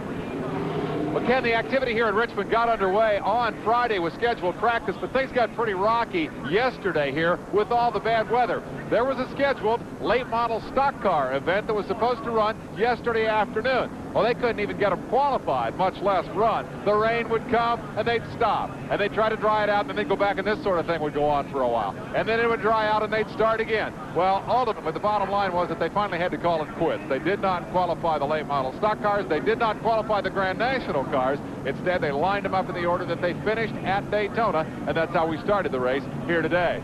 Down at Miami, the Camel GT cars are assembled for an unusual qualifying weekend preparatory to next week's running of the Miami Grand Prix. They have spread it over 2 weeks. The track is breaking up. They're having difficulties with the surface. And thus far in the competition, John Paul Jr. has the quickest car out there. Perhaps the biggest story, the fact that Al Hobart, winner of the 24 Hours of Daytona, crashed yesterday while testing for today's qualifying. They'll get the car fixed, and he'll be back, but he may have trouble getting qualified very well. Out on the West Coast, the sprint car season gets underway in full song as the World of Outlaw cars visit Ascot Park. They opened yesterday with a race that set the field for the main event today. The point-paying World of Outlaw race is this afternoon. It will be getting started about the time we go off the air. Sammy Swindell won yesterday's qualifier over Bobby Davis Jr. and Swindell's old rival Steve Kinzer. Kinzer came from 18th place to finish third. Look for Swindell and Kinzer to get at it early in the World of Outlaws opener taking place out there later this afternoon. That's the latest from elsewhere around the racing world on the GM Goodwrench Motor Week Racing Update. Don't forget that next week, Saturday, 5:35 to 6:05, Motor Week Illustrated with Dave Despain will originate live from Miami. That's next week, Saturday, Motor Week Illustrated here on the Superstation with Dave Despain. Under caution, 275 of the 400 laps are now complete, and the battle is still enjoined right up front between Dale Earnhardt at number 3 and Jeff Bodine. Bodine had closed all the way up. I think we're about a lap away from a restart here, and when we do, it'll be Bodine versus Earnhardt another time. Jerry Garrett has a report from the pits. Okay, we're right here with Gary Nelson, Jeff Bodine's crew chief. This is a stretch run, Gary. What are you going to do to get ahead of Earnhardt? Well, I'll tell you, he's a tough customer. Jeff said it looked like Dale was running pretty hard. We seem to have a little bit left. I don't know if we've got enough to beat him, but we're going to give him a heck of a run here at the end. You can go the distance now if you have to, right? I think so. We haven't got the figures back yet, but I'm pretty sure we can go the distance. Obviously, if we get a caution, we'll stop and get some fresh tires, make some adjustments, and we're going to do our best to beat old Dale. All right, the question might be fuel economy here as we were listening to that talk with Gary Nelson. That's no problem. There's only 125 laps to go, so fuel is no problem. But tires may be a problem, and I suppose that's what Gary Nelson is talking about. Does he have enough tires to go the distance? Down into turn number 1. Earnhardt draws away quickly, tries to put a lap back on Waltrip. Waltrip nails him in the door and stays with him. Into the back straightaway, he hits him again. This is Darrell's best opportunity to get, he cannot make it. Earnhardt drives down in turn 3 real hard. Here comes Waltrip on the inside, Benny.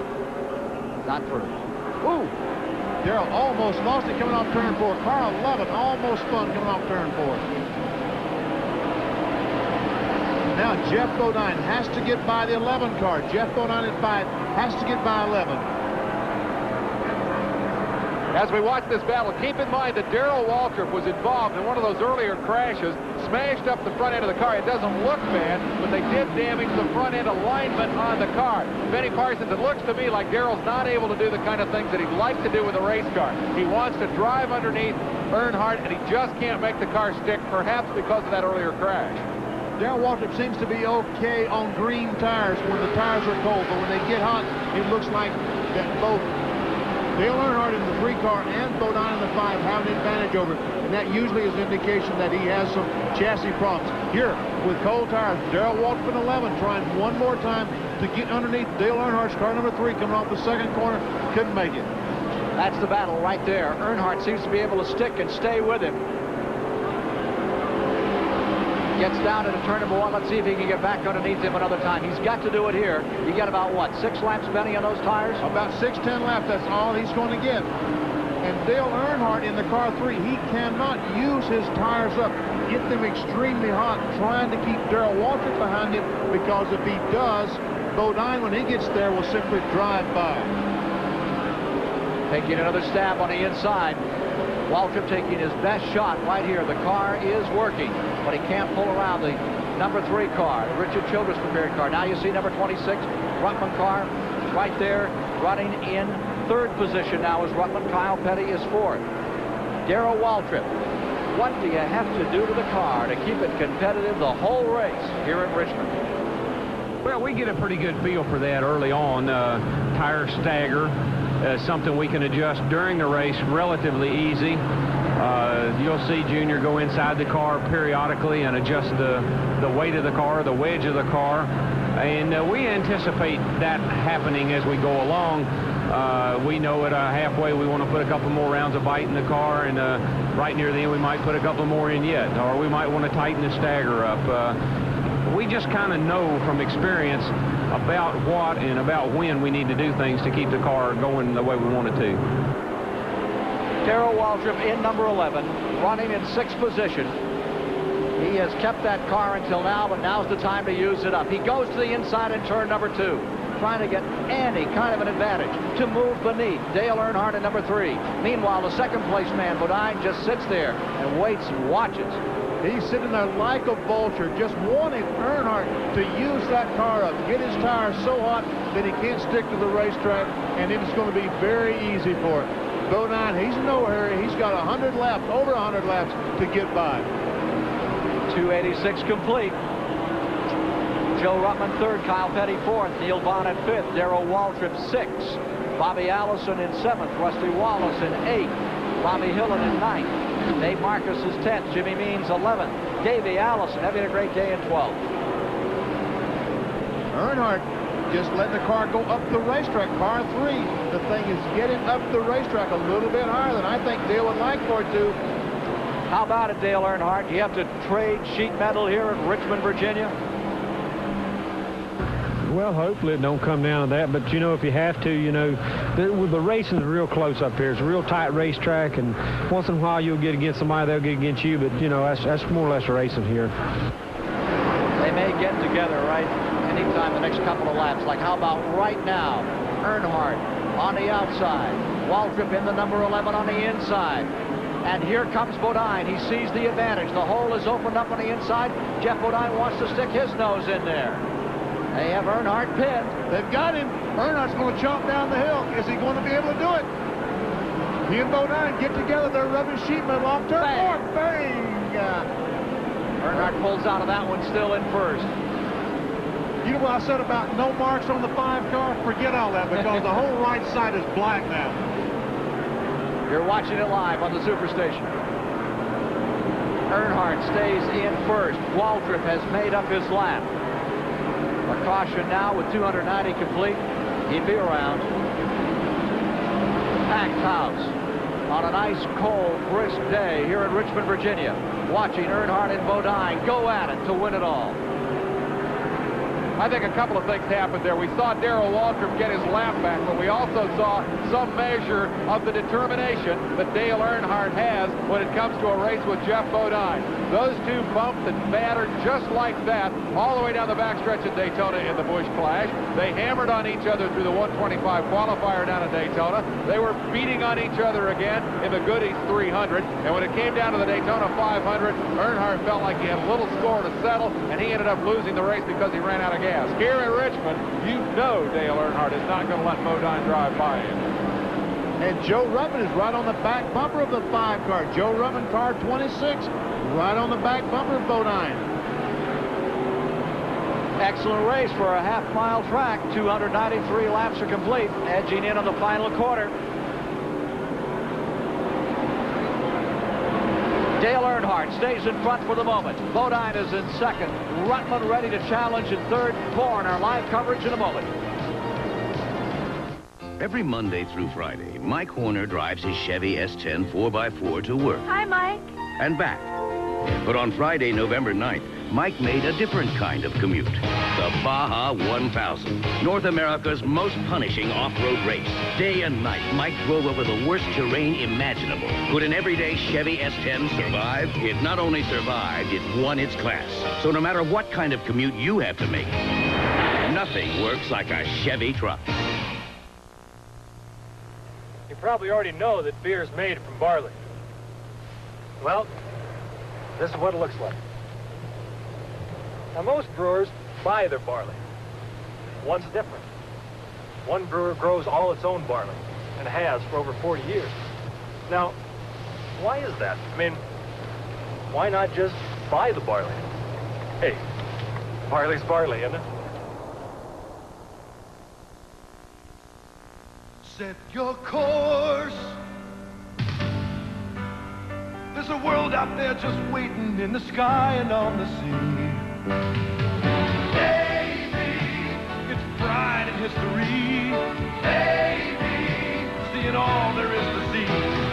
Knowing that you're helping to keep us strong and free.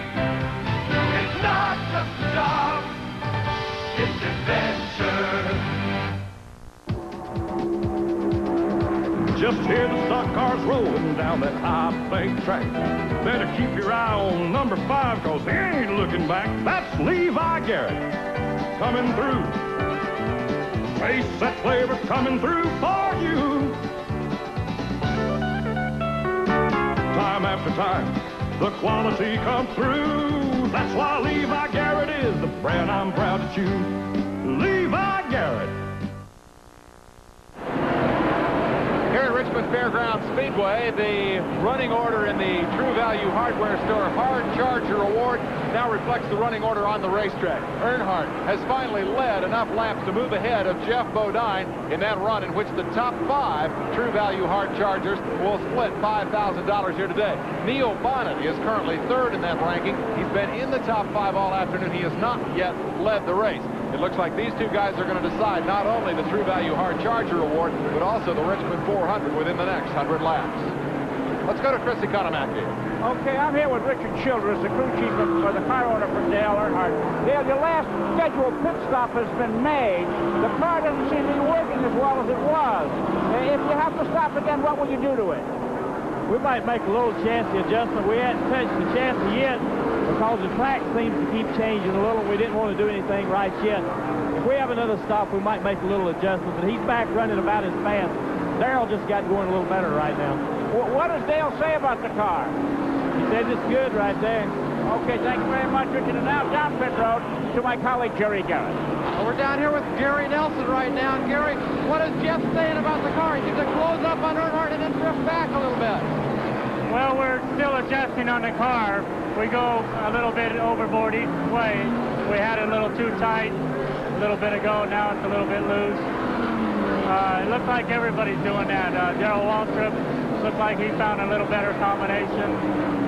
Maybe he's going to get his lap back, but he's going to be one to race at the end. And I think if we can hit our combination just right, we'll be competitive for the win also. Who are you most worried about right now? If you get a caution, would you be most worried about Waltrip, or who do you think is the fastest car in the track?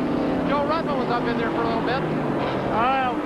Definitely Dale Earnhardt. He's led almost the whole race.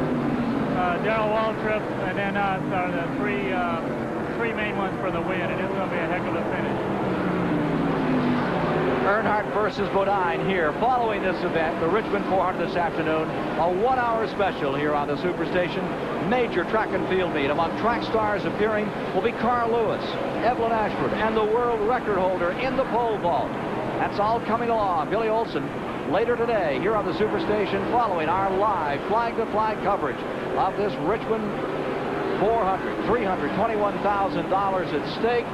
Everybody staying here, packed house to see if it will be Bodine or if it will be the man leading right now, number 3, Earnhardt, or if Joe Ruttman, if these two should get together, will sit there in the catbird seat and take it all. Chris Economack and Jerry Garrett both talked about what is the driver saying to the crew chief. For the fans back home that don't realize, all these cars have two-way communication between the car and crew chief. The driver can talk to the crew chief at any time he wants to. In all the caution flag periods, there is conversation that goes on continually between the driver and the crew chief as to what the car is doing. There we see a radio on Dan Elliott's head. That is the communication between the car and the pits. Ernie Elliott not here today. Dan Elliott is here. Ernie is home building on engines for Rockingham and Atlanta. There you see Lake Speed car putting up smoldering as it comes in now. No caution out.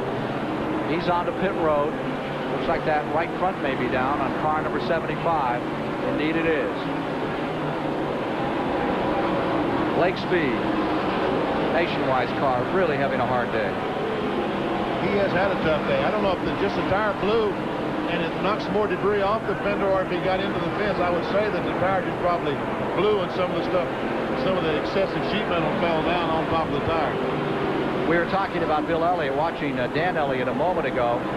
Bill Elliott in car number 9 is not in the top 20 at the present time. The car number 9 was in a wreck early today, if you're just joining us, and he is running about 40 laps down from the leaders, is the report. You're watching car 75, repairs going on Lake Speed's car, and the Elliott number 9 is well off the pace, but he's still out here, still trying to collect points and stay in that hunt for $2 million in points this year. I tell you, as long as those cars will move, these drivers will be on the racetrack, particularly this early in the season, because who knows what 1986 is going to hold. Dale Earnhardt, Jeff Bodine, they look like they have things going their way right now, but it does change. Look at those three cars right there. There is the number 9 car directly in front of him. You saw the 98 and the number 10 Greg said these all look like Saturday night specials out of a hobby class, a cadet class. They have really ripped and beat each other up. But with better than $250,000 here in that tremendous point fund, I think this is indicative of what will be seen on all the short track races. Use them up. That's what they're here for. As long as the car will roll, they'll be on the racetrack, because sheet metal to these cars means very little, particularly on a racetrack like Richmond. Reviewing again as we stand with now 314 laps complete. Earnhardt first, Bodine second, Joe Ruttman in third, Kyle Petty fourth, Neil Bonnet in fifth. All of that lead lap with Darrell Waltrip in that lap as well now. Then running in seventh, Bobby Allison. Rusty Wallace is in eighth. Bobby Hillen is in ninth. In 10th is Dave Marcus. Running 11th, Jimmy Means. 12th is Davey Allison. 13th is J.D. McDuffie. 14th is Doug Heveron. 15th is Arrington. 16th had been Speed. He'll fall back, and Mike Waltrip will move up into that 16th spot. Let's go down to the STP Pit Center and Dave Despain.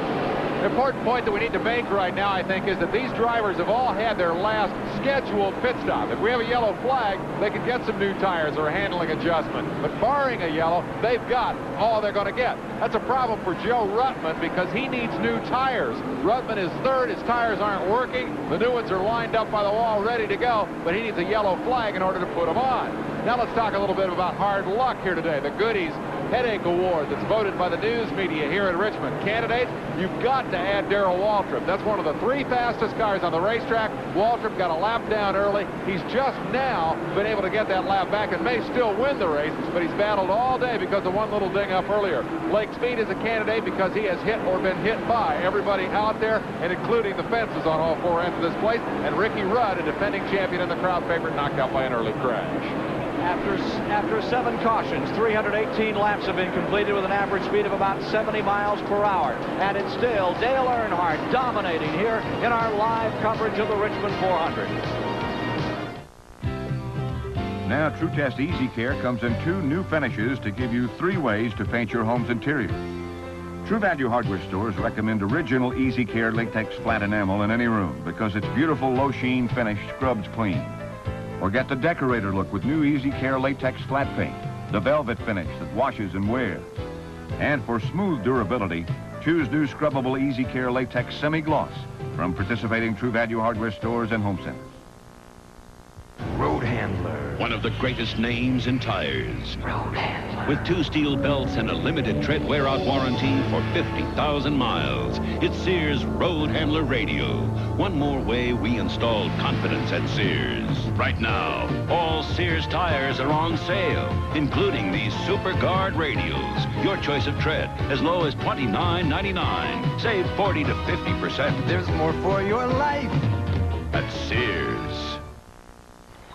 Patience. That's what struck me the most learning about Coors beer. From the malting to the brewing, aging, the whole process. They never hurry. It takes about twice as long to make Coors as it does any other major beer. Yeah, they do take their time. But you can taste the difference right here. A beer that's a little less heavy, never bitter, but with all the spirit and patience of a great beer. Coors is the one. This is a revolutionary advancement in shaving from Gillette Research. The brush. Gillette announces Brush Plus. A shaving concentrate and brush in one. A brush to lift your whiskers with the soothing warmth only a brush can give you. A concentrate with extra softeners and lubricants that are massaged deep into your beard for a shave that is superior. Brush Plus from Gillette for a superior shave. 8th caution of the day, and it's for Rusty Wallace, who slid off the track with Neil Bonnet. And here you see Rusty Wallace still stuck in the mud after all that rain yesterday. And here comes the 12 car of Bonnet, badly wrapped up in the nose.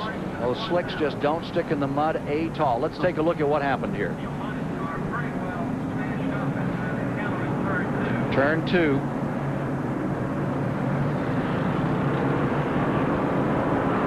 Neil's car was up in the fence and taking evasive action down to the inside. The 27 car landed in the creek. So Rusty Wallace has gone down several laps. The 12 car, which is running in that lead lap and had been running well all day, now falling off the pace. But the major story, from another angle you see it now, is that Waltrip has made up that lap, and he'll be right in there behind the leaders. Exactly right. Darrell Waltrip made the lap up. He's in the same lap. He'll be right behind. He'll probably be about 5th or 6th spot right behind the other front runners. I think we ought to talk to Dale Earnhardt, Kyle Petty, and Joe Rudman. I think we ought to talk to Goodies about how we're going to split that award, because that luck for Rusty Wallace after the run he had for Raymond Beadle, the Barry Dotson car today, that's just unfortunate. And Ricky Rudd is primary in my thoughts. He had such aspirations for today, and their car was destroyed up here earlier, as you saw on our live coverage today from Richmond, Virginia, the broadcast of this $321,000 400-lap event, in which we are now 323 laps deep. You see Lake Speed's car still being worked on. Nice guy and a great team, and the dice just aren't falling the right way for him these days.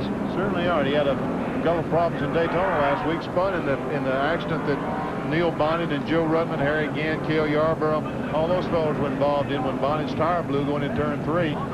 Lake trying to miss some of them, spun, and then later on made a pit stop, and Rusty Wallace came down pit road running, looked like 200 miles an hour. He is hot. Here's Dave.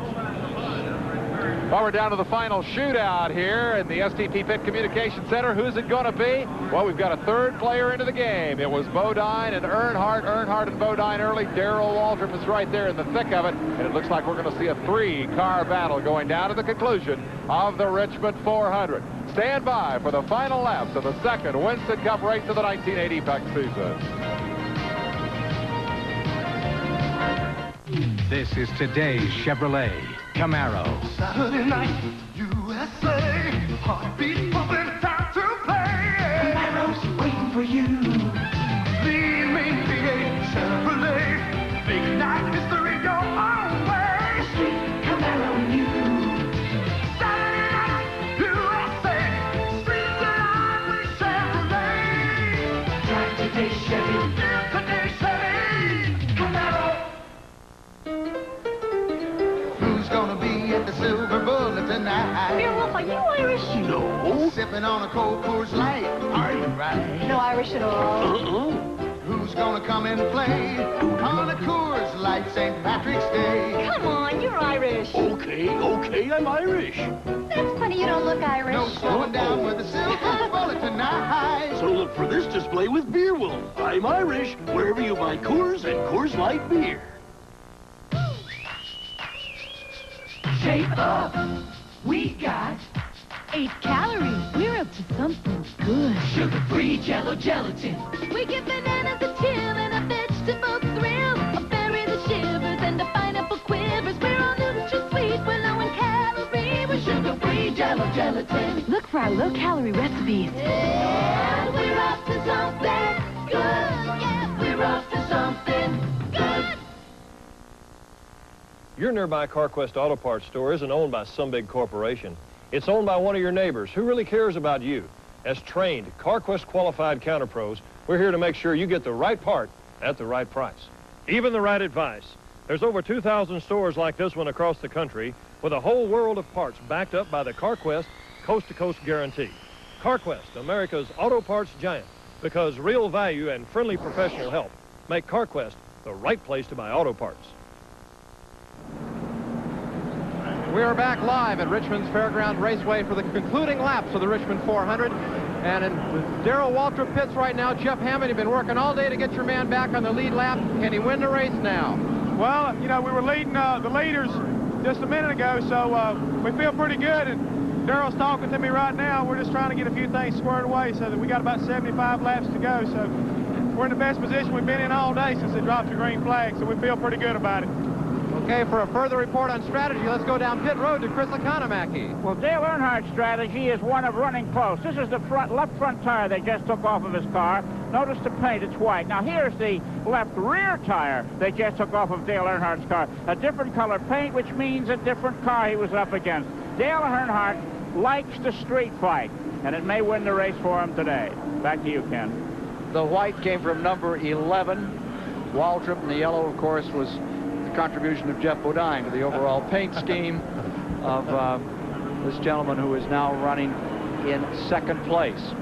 Rusty Wallace seems to be losing gas. He's been out here for 3 or 4 laps, and as he goes to the corner, you can still see it trickle out, and I don't believe that's the feeder pipe. I don't know really what the problem is. NASCAR has been black flagging him. He's been going in the pits. Those fellows have been working on the problem, but you're right. I don't think they've cured it yet. Car number 27 is now 5 laps down.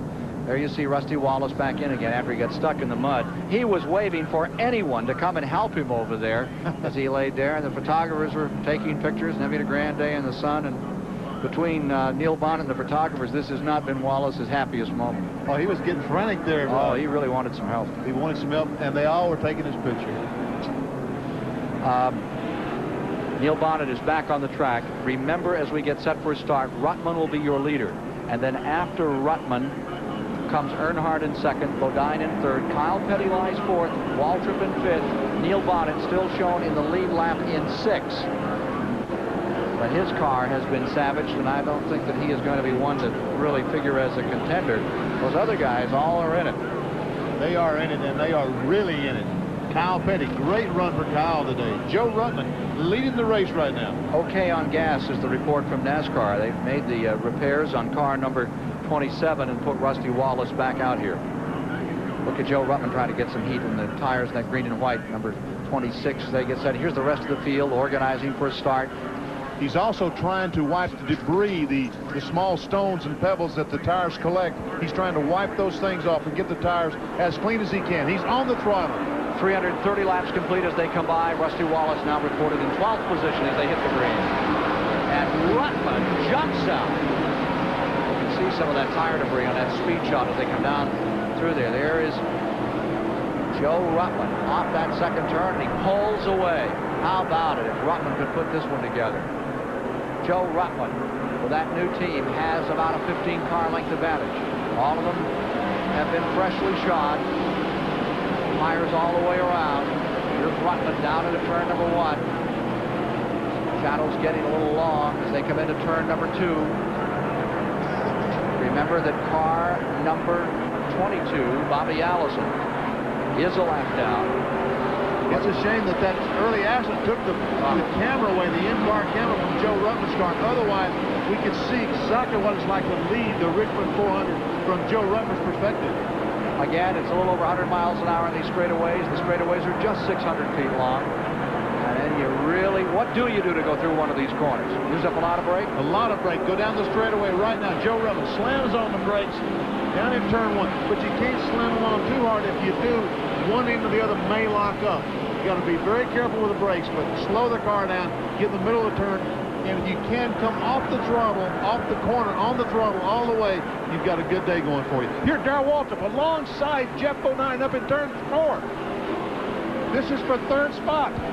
On the inside, and he bangs the 44, tries to move him out. Waltrip, or rather the Bobby Hillen car, he moves the Hillen car out, and Waltrip goes down through.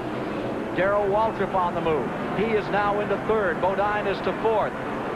Earnhardt in second, trying to close on Ruttman in the 26 out in front. Joe Ruttman's got a new lease on life here. You remember we commented that just before that yellow flag, he was stuck out there with a bad set of tires. They brought him in. They put new rights on. He not only got the tires he wanted, but because he was able to get out of the pits earliest, he is now in front of Darrell Waltrip and also Dale Earnhardt and Jeff Bodine. Waltrip may be the most fortunate man of the entire race, though he finally got that lap back and is in position to win this race. For more on the pit strategy, let's go to Jerry Garrett. Well, Dave, the latest from Gary Nelson, Jeff Bodine's crew chief, is on that last pit stop, for the first time all day, they took bite out of the car. First time they laid a wrench on the car. Doesn't seem to have helped the handling. They're a little concerned.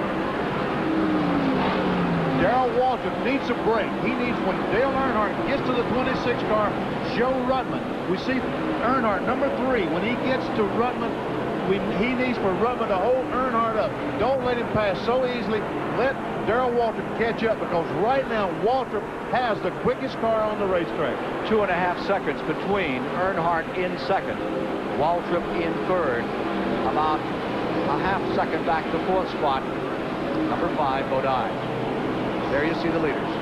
Joe Ruttman, I watched him coming off turn 4 just a couple of laps ago. He is driving his heart out. He's coming off that, we can see him sideways, using the steering wheel, using the throttle, anything he can to get every ounce of speed out of that Buick. But I don't think he's going to be able to hold that 3-car back. Dale Earnhardt's coming. Benny, you just answered my question. I wanted to ask you. You seem so confident, so sure that Earnhardt was going to drive right up there with him. Is there any doubt in your mind that Earnhardt could go around the number 26 car of Joe Ruttman, or is Joe just out there hanging on? I think that Dale Earnhardt can pass Joe Ruttman very easily. When he's not going to do it easily, because Joe Ruttman is leading this race. But Darrell Waltrip needs for Earnhardt to be held up for a couple of laps. If he can hold him up for a couple of laps, Darrell Waltrip could win this thing.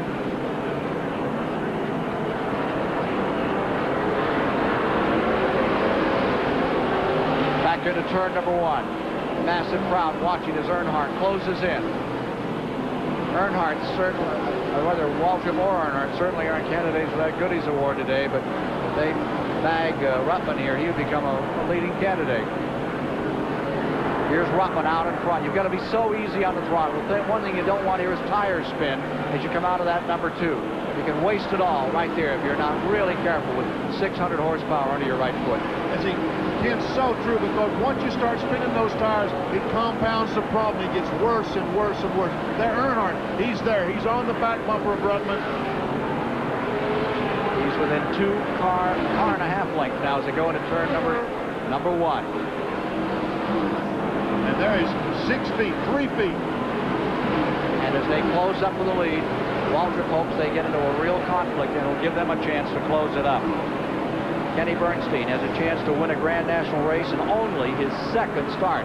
3-time World Drag Racing champion, but down to the inside. There's the move. And it's Earnhardt back underway and into the lead. That's what Darrell Waltrip did not want. He wanted Ruttman to hold Earnhardt up for 2 or 3 laps, give him time to get there, because we can see Darrell Waltrip's game. He's coming, but I don't know. Now he's got the job of getting by Joe Ruttman. And Ruttman is closing up just a little, then he falls back. He came right back up in there, and also note that number 11 Waltrip is closing. Waltrip is coming. He's the fastest car on the racetrack. But Dale Earnhardt right now, he's not going to use his tires up. I don't think he's going to get them hot. Save it for when it really matters, where Darrell Waltrip gets on his rear bumper. Dale Earnhardt with 15 Grand National wins. First here a year ago, 6 in '84, Second and 83. Very consistent over the past few years on this track. He may be able to put it together. Stitch two of them back-to-back at Richmond. One of the toughest tracks on this entire multi-million-dollar Winston Cup Series. Just over 50 laps to go.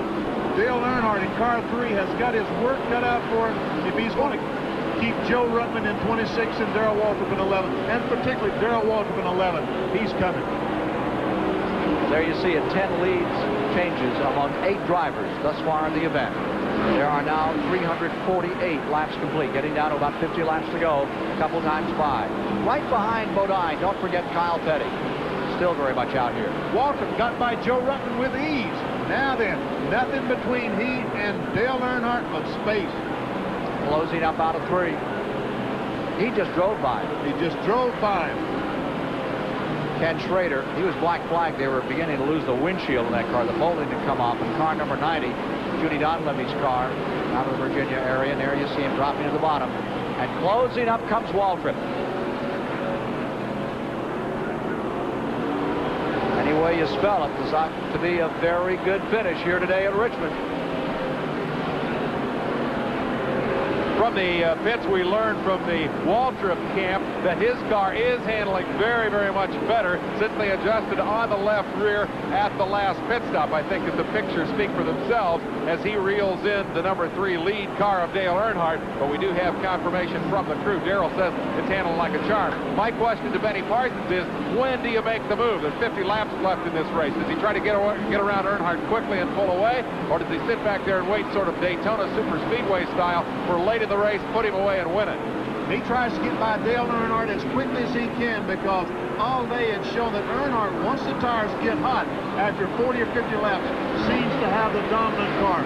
Waltrip needs to do it right now while his tires are still cold. What I'd like to know is what's happened to Bodine. He seems to be backing up. He has fallen back, whereas Waltrip just motored on through. That's not been the case with Bodine. He's falling back. Waltrip's alongside. There's his teammate, Neil Bonnet, in front of him, but he can't make it. Jerry Garrett mentioned a moment ago that Gary Nelson adjusted on Jeff Bodine's car that last pit stop, and they probably should have left it alone. Over-massaged it? Yes, I think so. 354 laps complete this time. Waltrip there, ready to challenge, looking for his 68th win. More on that Bodine story as we watch the battle for first and second. Remember, Jeff is a few seconds back in third spot.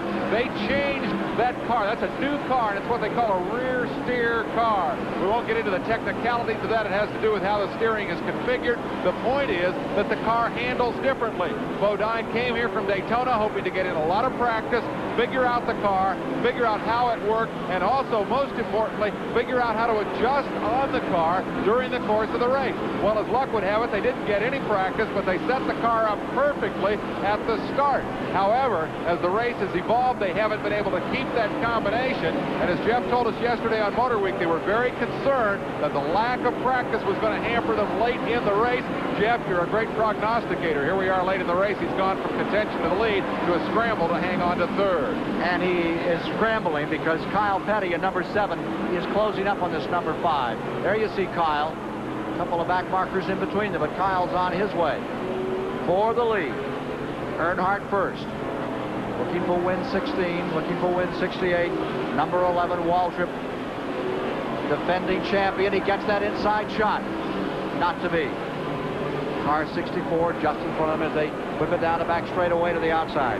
Two of the greatest short track drivers we have in Winston Cup racing today. Dale Earnhardt cut his teeth on the late model sportsman series, and Darrell Waltrip also ran at Nashville, Tennessee for years and years. They've been in this situation hundreds of times, all in both positions, either first and second. Earnhardt now having to drive defensive. And you saw what happened earlier when Waltrip was making up his lap, and he thumped on the back end of that number 3. What happens when Earnhardt really tries to run like he has been running? The car is going up the hill. Dale Earnhardt's car is not handling as well as it was a couple of hundred laps ago. But right now his only choice is to slow down, keep it on the bottom of the racetrack. The problem that Darrell Waltrip has right now is the 26 car of Joe Ruttman and the 5 car of Jeff Bodine, they're gaining on him. We may have 4 cars battling for the lead in a moment. 40 laps to go. 40 remaining. Anxious crewmen along pit road, watching this battle between a couple of the giants. The 1980 Grand National Champion, now Winston Cup champion, Earnhardt, and the defending champion. Now they go into turn number 1. Rip Snorter, there's where you want to make your move into. Hello. I'm here. I just want to let you know, in case you're dozing, that I'm around. If you haven't looked in the mirror lately, here I am. But believe me, Earnhardt had looked in the mirror lately. He knew exactly where Darrell Waltrip was. Darrell Waltrip, what do you like about the Richmond Fairgrounds? These kind of racetracks, I like the closeness of the competition. It's more of a driving affair here than it is at a super speedway, where aerodynamics and horsepower and slingshots and all those things come into effect. Here it's just pure and simply hard, aggressive driving that wins the race for you. You don't have to have the fastest car. Matter of fact, sometimes that hurts you. You know, if he likes all that, he ought to be loving it right now. He's been coming here since 1975. There he is on the inside. He's down there. Earnhardt cuts him off. Well, he used up a little of the corner panel that time. Dale is not afraid to move right down across the bow, is he? He's not afraid to come down the hill. Took a cannon shot right across the front and said, forget it. I'll go in there anyway. Here they come. Back to over 100 miles an hour on the straightaway. It's a dandy, and you're watching it live on the Superstation. Dale Earnhardt fighting Waltrip after he had to fend off Jeff Bodine earlier. Waltrip tries an inside shot. Tell me what it's like to come off that number 2 corner here, Benny Parsons. Well, there's some bumps down on the bottom of the racetrack. We see Darrell Waltrip, when that shot behind him, we see him come off low. There's some bumps down there. And if you hit those bumps just right, the car almost leaks out from under you. So you have to be careful exiting that corner. But it's the only way Darrell Waltrip's going to be able to pass. 3-time Winston Cup champion, Darrell Waltrip, 81, 82, 85. Has to run in second place right now. He just inches up, just touches that man in front of him. Lets him know he's there, unsettles him hopefully, but you don't unsettle an Earnhardt any more than you would a Bodine or Ruttman. Any of these guys will run up front. That's just part of the business. That's part of the business. As I said a moment ago, they looked in that mirror 100 times before, thousands of times, and saw that fellow running second and knew what he was trying to do. And they said, not today. You know, they say the only time that Richmond was determined by the last lap with a pass was back in 1957, Benny, when Glenn Wood passed Curtis Turner on the last lap. Quick note for you folks who have tuned in for track and field action, the racetrack action here, running a little long at Richmond because of the early crashes, but we will have the Vitalis track meet immediately following the checkered flag in the conclusion of today's race. We're going to stay with this one right down to the wire, but the Vitalis track meet will follow immediately on TBS Sports. So stay with us for a great sports lineup, track action, whether you like it on 2 feet or 4 wheels, we've got it for you.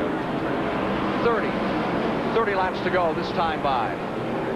30 to go this time by. McDuffie just a tad squirrely and almost put a bumper into the side of number 11. Got it down just in time and rolled it. Don't forget that flying 3rd in the event is Joe Ruttman. And back and forth is Jeff Bodine. And he's back away. It's about a 1/3 of a lap down. Almost more than a 1/3 of a lap down. He's about a straightaway. Jeff Bodine about 1 straightaway, 3 or 4 seconds behind the 2 leaders right now. Darrell Waltrip needed for the 3 car. Dale Earnhardt to get hung up in some of that traffic a moment ago. Earnhardt, the expert, getting through the traffic, had no problem. Waltrip, car 11, has to follow him through. All right, we're going to go away for these final messages and then be back and stay with you right through to the finish. 372 completed 400, the Richmond 400.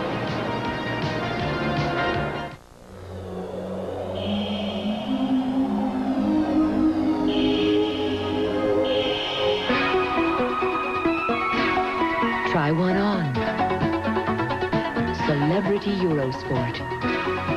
Something more from today's Chevrolet.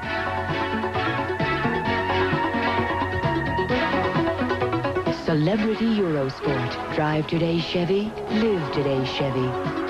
Celebrity. Aging, just as important to beer as it is to wine.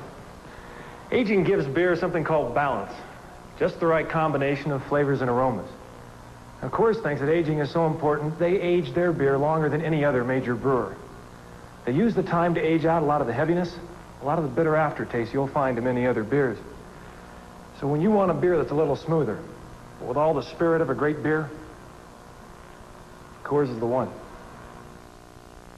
Nature knows what's best for you. Hi, Grandpa. Of all the things she's grown. This is fresh from the garden. Now nature shares her secret. Tastes good, Grandma. In a bread called Nature's Own. Nature's Own breads are just full of the wholesome, natural goodness of nature's best ingredients. But they're also soft and light textured, the way you like it. I'm glad you came in time for lunch. Nature gives her best to you in a bread called Nature's Own. Baked by the Flowers family. Just hear the stock cars rolling down that high bank track. Better keep your eye on number 5, cause he ain't looking back. That's Levi Garrett coming through. Taste that flavor coming through for you. Time after time, the quality comes through. That's why Levi Garrett is the brand I'm proud to choose. Levi Garrett. Promotional fee and consideration paid by Mr. Goodwrench and General Motors Parts. No one knows your GM car better than Mr. Goodwrench. No one. And by the Hanover House Best Western, 24-hour restaurant buffet, and Susan's Lounge. I-95 at Atlee Elmore exit 10 miles north of Richmond, Virginia, 10 minutes from King's Dominion. And by True Value. In February, get Wells Lamont Grips gloves for just $6.49 a pair. Look for the banner at participating True Value hardware stores and home centers. The STP race headquarters, Richmond, Virginia, setting up for a shootout. Dale Earnhardt and Darrell Waltrip nose to tail, 2 seconds back in closing. Joe Ruttman, a 3-rider battle for the checkered flag here. Now less than 25 laps to go. Let's go back to Ken Squire. Last lap, last names don't mean a thing when they drop a green flag on one of these races, but last laps 9 times out of 10 do, and here today in Richmond, it looks like one of those cases. We have Dale Earnhardt in front and challenging every inch of the way in these final moments. Darrell Waltrip is right there in car number 11. Struggle is on all the way around this racetrack. When they come by this time, 19 laps to go. You know, last week we read about a couple of weeks ago all the slingshotting and what have you. There is no slingshotting in Richmond, Virginia. Right now it's muscle, and Darrell Waltrip may have it. He's along. He cannot make it. But there's no slingshot in here. It's all muscle. That's right. No slingshots, but a lot of drop kicks. Here's Waltrip to the inside. You saw them both just sashay a little coming off the corner. One thing that the pictures don't capture so often is just how much speed there is here. I mean, that's 600 feet. That's over about 110, they say, about 110 mile, 150 mile an hour in these very short straightaways. And you arch them through these corners. Just touch that brake and roll that throttle. Down to the inside. Come look at Waltrip snap that wheel as he tries to find a way to move off his teammate, number 12, Bonnet, falling another lap down. Rutland's third, Bodine's fourth, Kyle Petty's fifth.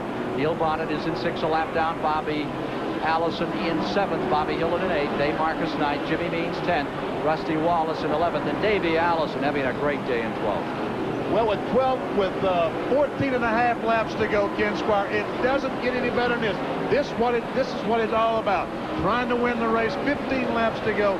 You got a faster car, but the guy in front of you ain't letting you go by.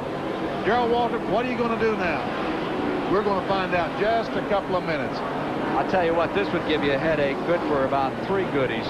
Running this hard all day and coming down to the finish with no interval, getting banged and wrapped all over this racetrack. There are those leaders. You wonder, there's 95, Davey Allison, who we just mentioned having a tremendous day out here. Started right alongside Richard Petty, and he has just driven magnificently today. Let's go back with the leaders now as cars number 3 and 11 go down the main straightaway into turn number 1 with 386 laps now complete. Waltrip looks like he's getting ready to make the move. He wants to get through that. Joe Ruttman stays in 3rd. He is about 2.5 seconds back. Bodine has closed up a little on him, but Bodine is off his feed. Good time to look at the history book here at Richmond. Dale Earnhardt won this race a year ago. Darrell Waltrip won the fall race. Career-wise, That was Earnhardt's first win on this racetrack. Darrell Waltrip has won here 6 times, and in fact, his team, Junior Johnson's team, has won half of the short track races that they've run over the last 10 years. If you got to put an historian's dollar down on this battle, put it on Waltrip. No question about that, David. I mean, the history of Waltrip on short tracks from Junior Johnson has been an incredible story, and it looks like it may get written again. But Earnhardt, who's having to worry about what's out front, has to worry just as much about what's out back. He's got to worry about all those lap cars in front, and he's got to keep eyeing to see where that number 11 is going to make its move. Yeah, the only problem with Junior Johnson having won 50% of the short track races, he didn't have that car 3 in front of him that many times, because I tell you what, Waltrip in car 11, he's got his work cut out for him. This is exciting. 10 laps to go, and they come by this time. Down to the finish. You're here on the Super Station watching one of the super short track races on the Winston Cup Tour. 10 to go. And you're seeing millions of dollars worth of talent being stretched right to the limit. It has been a put the hammer down and hammer on the bumpers all afternoon kind of auto race. Waltrip is there. You know, I love short track racing, and when you get to see the very best of America's stock car drivers perform like this, Benny, I don't think it gets any better than this. I love the super speedways, but this to me is special. When they get out there and do their stuff like they have in 3, 4, 5, 600 races over their lives, it's quite a show. It is exciting. As I mentioned a moment ago, there's no slingshotting, there's no draft. It's muscle, nothing but muscle. Horsepower, handling, tires, driver, everything about a race car it takes to win you. And when you figure they've slung those 3,700-pound cars some 800 times around this thing in this relentless move. No dilettantes here walking off the court because of some official call. They'll hang it in there all the way. Now there's some traffic right up in front of them right now. Jimmy Means at Lake Speed. Up there goes Waltrip trying the outside. Let's see if he does a fake to the inside. Waltrip likes that move. He used to do a lot in Nashville. He'd throw the dummy on the outside and bang you on the inside. Jimmy Means is there. At 52. Great day. Oh, he touched Earnhardt. Jimmy Means touched Earnhardt coming out of the 4th corner. Dale got a little bit sideways, but not enough to get him to spin him around. If you're just joining us, again, note that number 9 is about 39 laps down, 40 laps down. His car got savaged here early in the going, and this track is just not Elliott's track. He lost a car here last year. 5 laps to go. 5 laps to go. This time by Waltrip moves in. He's running out of time. Darrell Waltrip's running out of time. If you've been with us all the way through this, remember of 100 laps or so ago when Waltrip was a lap down, he threw a punch and knocked Earnhardt sideways, and then they turned around and did it the other way around. Benny, are they even 1 punch apiece, and now they'll settle it on a final lap? They're even right now. I was thinking about that a moment ago, but they're even right. Darrell tried to get along. They're even right now, Dave. Nobody's got anything coming right now. Oh, they get sideways. He hit him coming off, and he hit him going in. He used up all of his bumper that time, and I thought that perhaps Earnhardt came off a little early on the gas that time, which is a good way of trying to break the line of the fellow behind you. Here's Waltrip, keeps him straight, but he keeps on tapping. Now Waltrip on the inside. Side by side. Down to the inside. Oh! 4 cars. There it goes. There's Bodine into the fence. Joe Ruttman spins around. Who's going to win the race? Where's Kyle Petty? Kyle Petty is slowed down. He's going slow. Caution is Kyle out. Petty's going to win the race. 397. I think Kyle's going to take it home. Joe Ruttman gets going again. I think he's going to run second. Car number 3 comes around. All beaten up. Wild finish here at Richmond.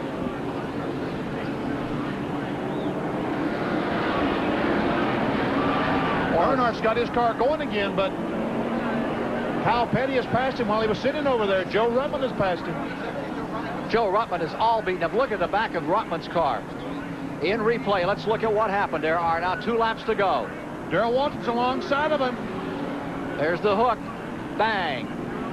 Earnhardt came down, caught the right rear of Darrell's car, and both of them spin. Darrell hits the car hard. Joe Ruttman can't control the car.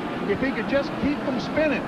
Look at Neil Bonnet's car. Look at Bonnet's car coming down the front stretch. Neil Bonnet's coming by. That's Waltrip's car with nothing left is coming down by us now. We'll take a look at it. There's Bodine and the coming into the checkered flag is about to come out. Checkered flag will come down, and I think Kyle Petty is going to win it for the Wood brothers. Caution is on the racetrack. Take a look at number 11. There's number 7 that came through that calamity up here on the last lap. Coming down, Harold Kinder, flag in hand, and Kyle Petty, who watched it all. Checkered flag is coming out, I believe, right now. They're only showing 398 complete, but I believe that's 400. The checkers are down. Kyle Petty has won it, and we want to look again at exactly what happened up here in turn number 3. There's going to be some tempers after this one. Oh, man. Kyle Petty goes up on the board in the wins column. His first Winston Cup victory coming on the track where his dad dominated for so many years, up through to the mid-70s. Kyle Petty has won it for the Wood brothers in car number 7. And the story again is what happened in turn number 3. Let's take a look again, Benny. Here they were. They're going down the back straightaway. Earnhardt drives in the right rear quarter of Waltrip. Takes himself out. Takes himself out. 26, Joe Rutman, he can't get through without spinning there. Rutman gets through, but he spins.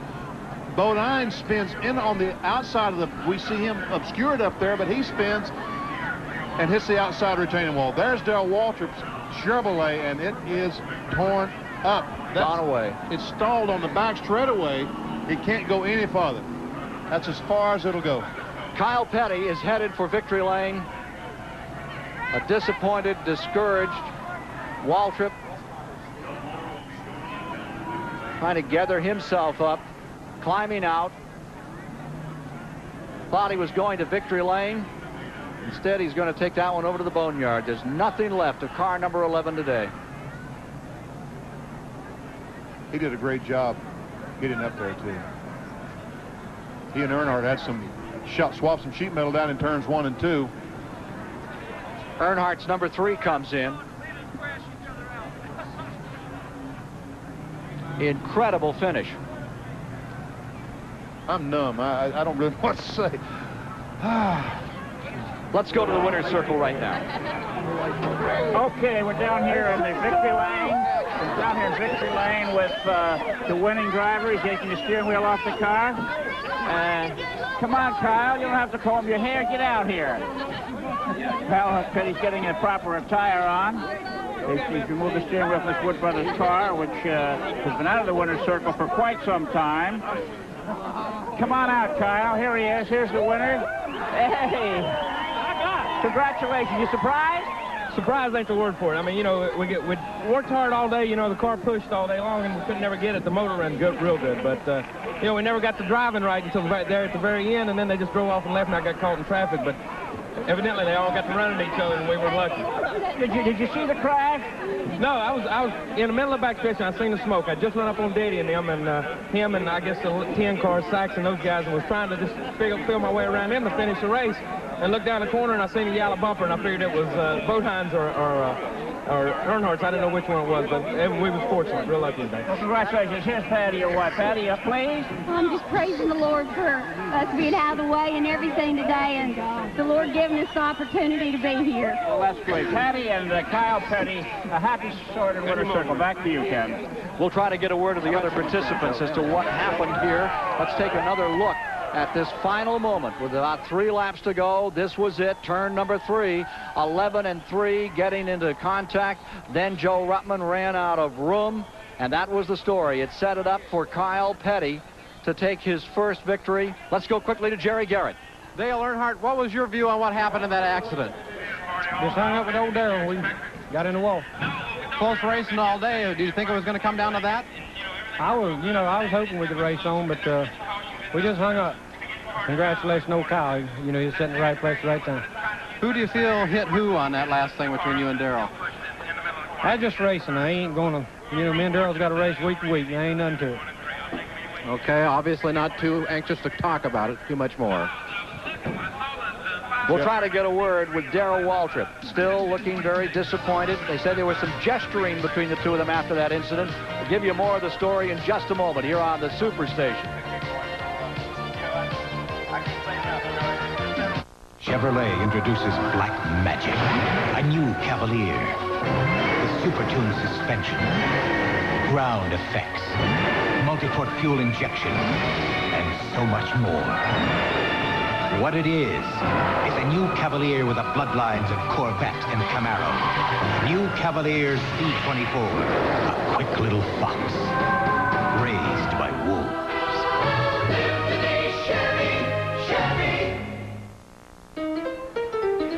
Who's gonna be at the Silver Bullet tonight? Beerwolf, are you Irish? No. Sipping on a cold Coors Light. Are you right? No Irish at all. Who's gonna come and play on a Coors Light St. Patrick's Day? Come on, you're Irish. Okay, I'm Irish. That's funny, you don't look Irish. No slowing down with the Silver Bullet tonight. So look for this display with Beerwolf. I'm Irish, wherever you buy Coors and Coors Light beer.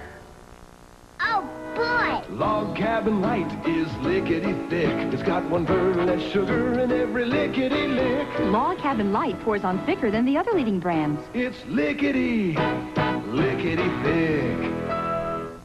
Minute Rice fits the way you're cooking with beef today.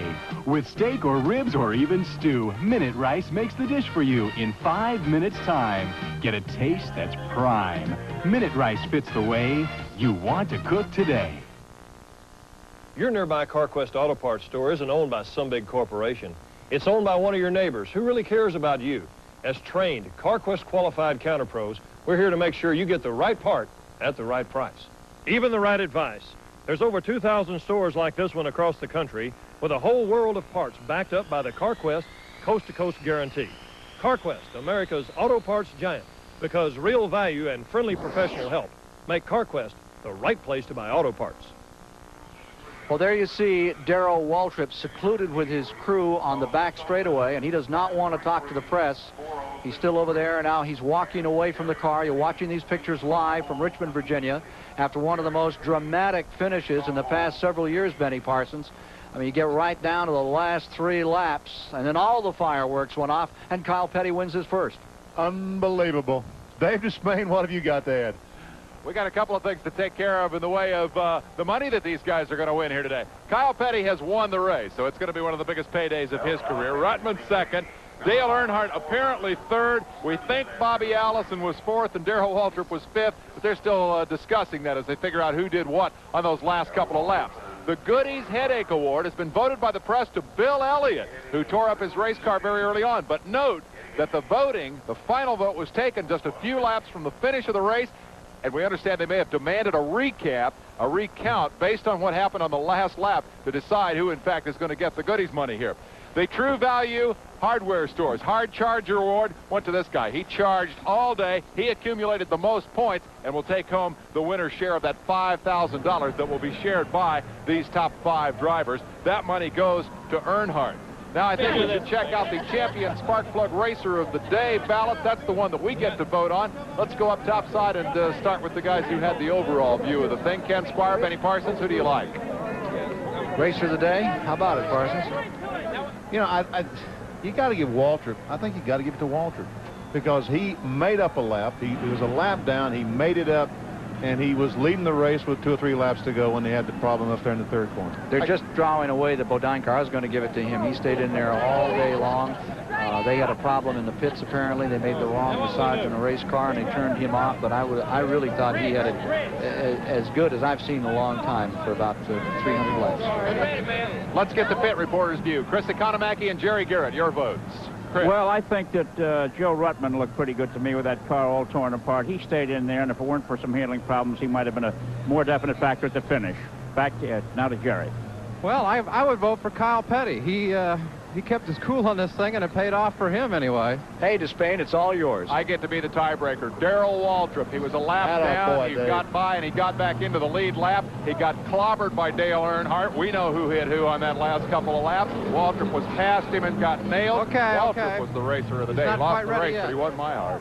We're trying to get a word with Darrell Waltrip now. Remember, the Vitalis U.S. Olympic Invitational Track and Field Meet is next here on the Superstation, WTBS. So stay with us for that, and we'll try to get a word and show you again exactly what happened in this incredible finish at Richmond, Virginia this afternoon.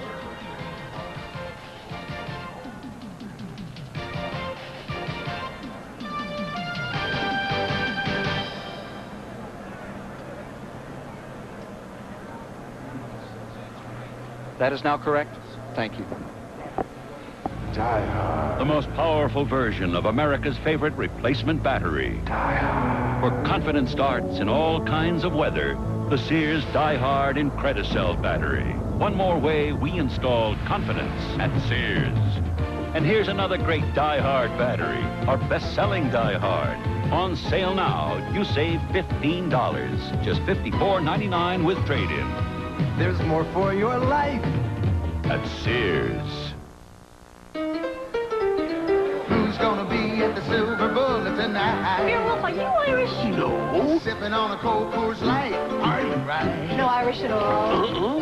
Who's gonna come and play on a Coors Light St. Patrick's Day? Come on, you're Irish. Okay, I'm Irish. That's funny, you don't look Irish. No slowing down with the Silver Bullet tonight. So look for this display with Beer Wolf. I'm Irish, wherever you buy Coors and Coors Light beer. It'll work on your dandruff. Yeah, but I'm afraid it won't leave my hair the way I like it. Hey, this is great stuff. Today's Head & Shoulders. It's all I use. Okay. Tough dandruff protection that works only on your scalp, not your hair. Gentle conditioners go there. Tough on dandruff, right? But great on hair. Today's Head & Shoulders. Dandruff care that's good for your hair. The essence of sculling. Never been a hull like this. So trim. Feels like there's nothing between me and the water. The essence of shaving. This is new MicroTrack, the incredible new disposable from Gillette. Unlike the big shaver, MicroTrack has a slim head and shaves your beard closer. The new MicroTrack razor by Gillette. Stay with the Superstation. Next, track and field's top competitors go head-to-head for top honors in the Vitalis Track Meet. Next on the home of the Goodwill Game, Superstation WTBS. Where my buddy to track? Then we got to get everybody in here. Let's look again at the circumstances that created Kyle Petty's first victory in Winston Cup racing, and the first for the Wood brothers since July 4th of 1983. 11 car getting hooked by number 3, and away they go. Bodine is about to get trapped. Joe Ruttman tries to go on the inside. He can't make it. That's Bodine that just ran into the pile up there. If he could just gotten through, he would have been the victor. We still haven't seen Kyle Petty. He still hasn't come through. There's Joe Ruttman. He really tried to keep it under control. Bodine on the outside, hitting the outside guardrail. Heavy damage to the Bodine car. Jerry Garrett has a report on Darrell Waltrip. Well, Ken, we tried to talk to Darrell Waltrip, and he said he'd rather not. He says, there's nothing I can say, there's nothing I ought to say right now the way I feel. He did want his parents at home to know that he's okay. So Kyle Petty wins his first race. His dad wound up 20th today. Joe Ruttman comes home in second place. Dale Earnhardt for third. Bobby Allison for fourth. Darrell Waltrip is credited with fifth. Bobby Hillen comes across in sixth, and finishing in seventh was Neil Bonnet. Bodine is credited with 8th at this time. In 9th, Dave Marcus, and in 10th was Rusty Wallace. 11th was Jimmy Means. 12th went to Davey Allison this afternoon. 13th went to Doug Heveron. 14th to Buddy Arrington, and 15th went to Terry Labonte's car number 44. J.D. McDuffie is credited with 16th, Lake Speed was 17th, Ron Bouchard back in 18th, Greg Sachs was 19th, and as we mentioned, Richard was in 20th spot. Bill Elliott was given 21st on the count. Here's a report from Chris Economaki. Okay, we're here with promoter Paul Sawyer. It was a huge crowd, Paul. They tell us that the new speedway you're planning may become a reality soon. How soon would that be? Chris, it looks like the way the thing's progressing, we'll have a full announcement within the next 90 days. We're pretty certain where we want to locate it and where it's necessary to locate it. All of the financial problems are being ironed out, and I'd say within the next 30 to 69 days, it's over with. Thank you very much, Paul Sawyer, the promoter here, having a big, big day. Ken? All right, that's the story here this afternoon. There were a total of 9 cautions today. Let's get a quick word from Dave Despain. How's it going to be remembered? Will it be remembered as the day that Earnhardt and Waltrip did it again and knocked one another out of the race? Or will that overshadow the first victory ever for one of the great names in this sport, Kyle Petty, following in his father's tradition, finally won one? It's a bit of a shame he had to back into it. For Benny Parsons, Chris Economaki, Jerry Garrett, Bob Barsha, and Dave Despain, I'm Ken Squire, here at the Richmond Fairgrounds, where Kyle Petty reigns supreme. Exclusive live coverage of the Richmond 400 has been brought to you by Sears. Come celebrate Sears' new century. See all the ways we've changed and all the ways we haven't. And by Coors, the beer with a difference worth tasting. Coors is the one.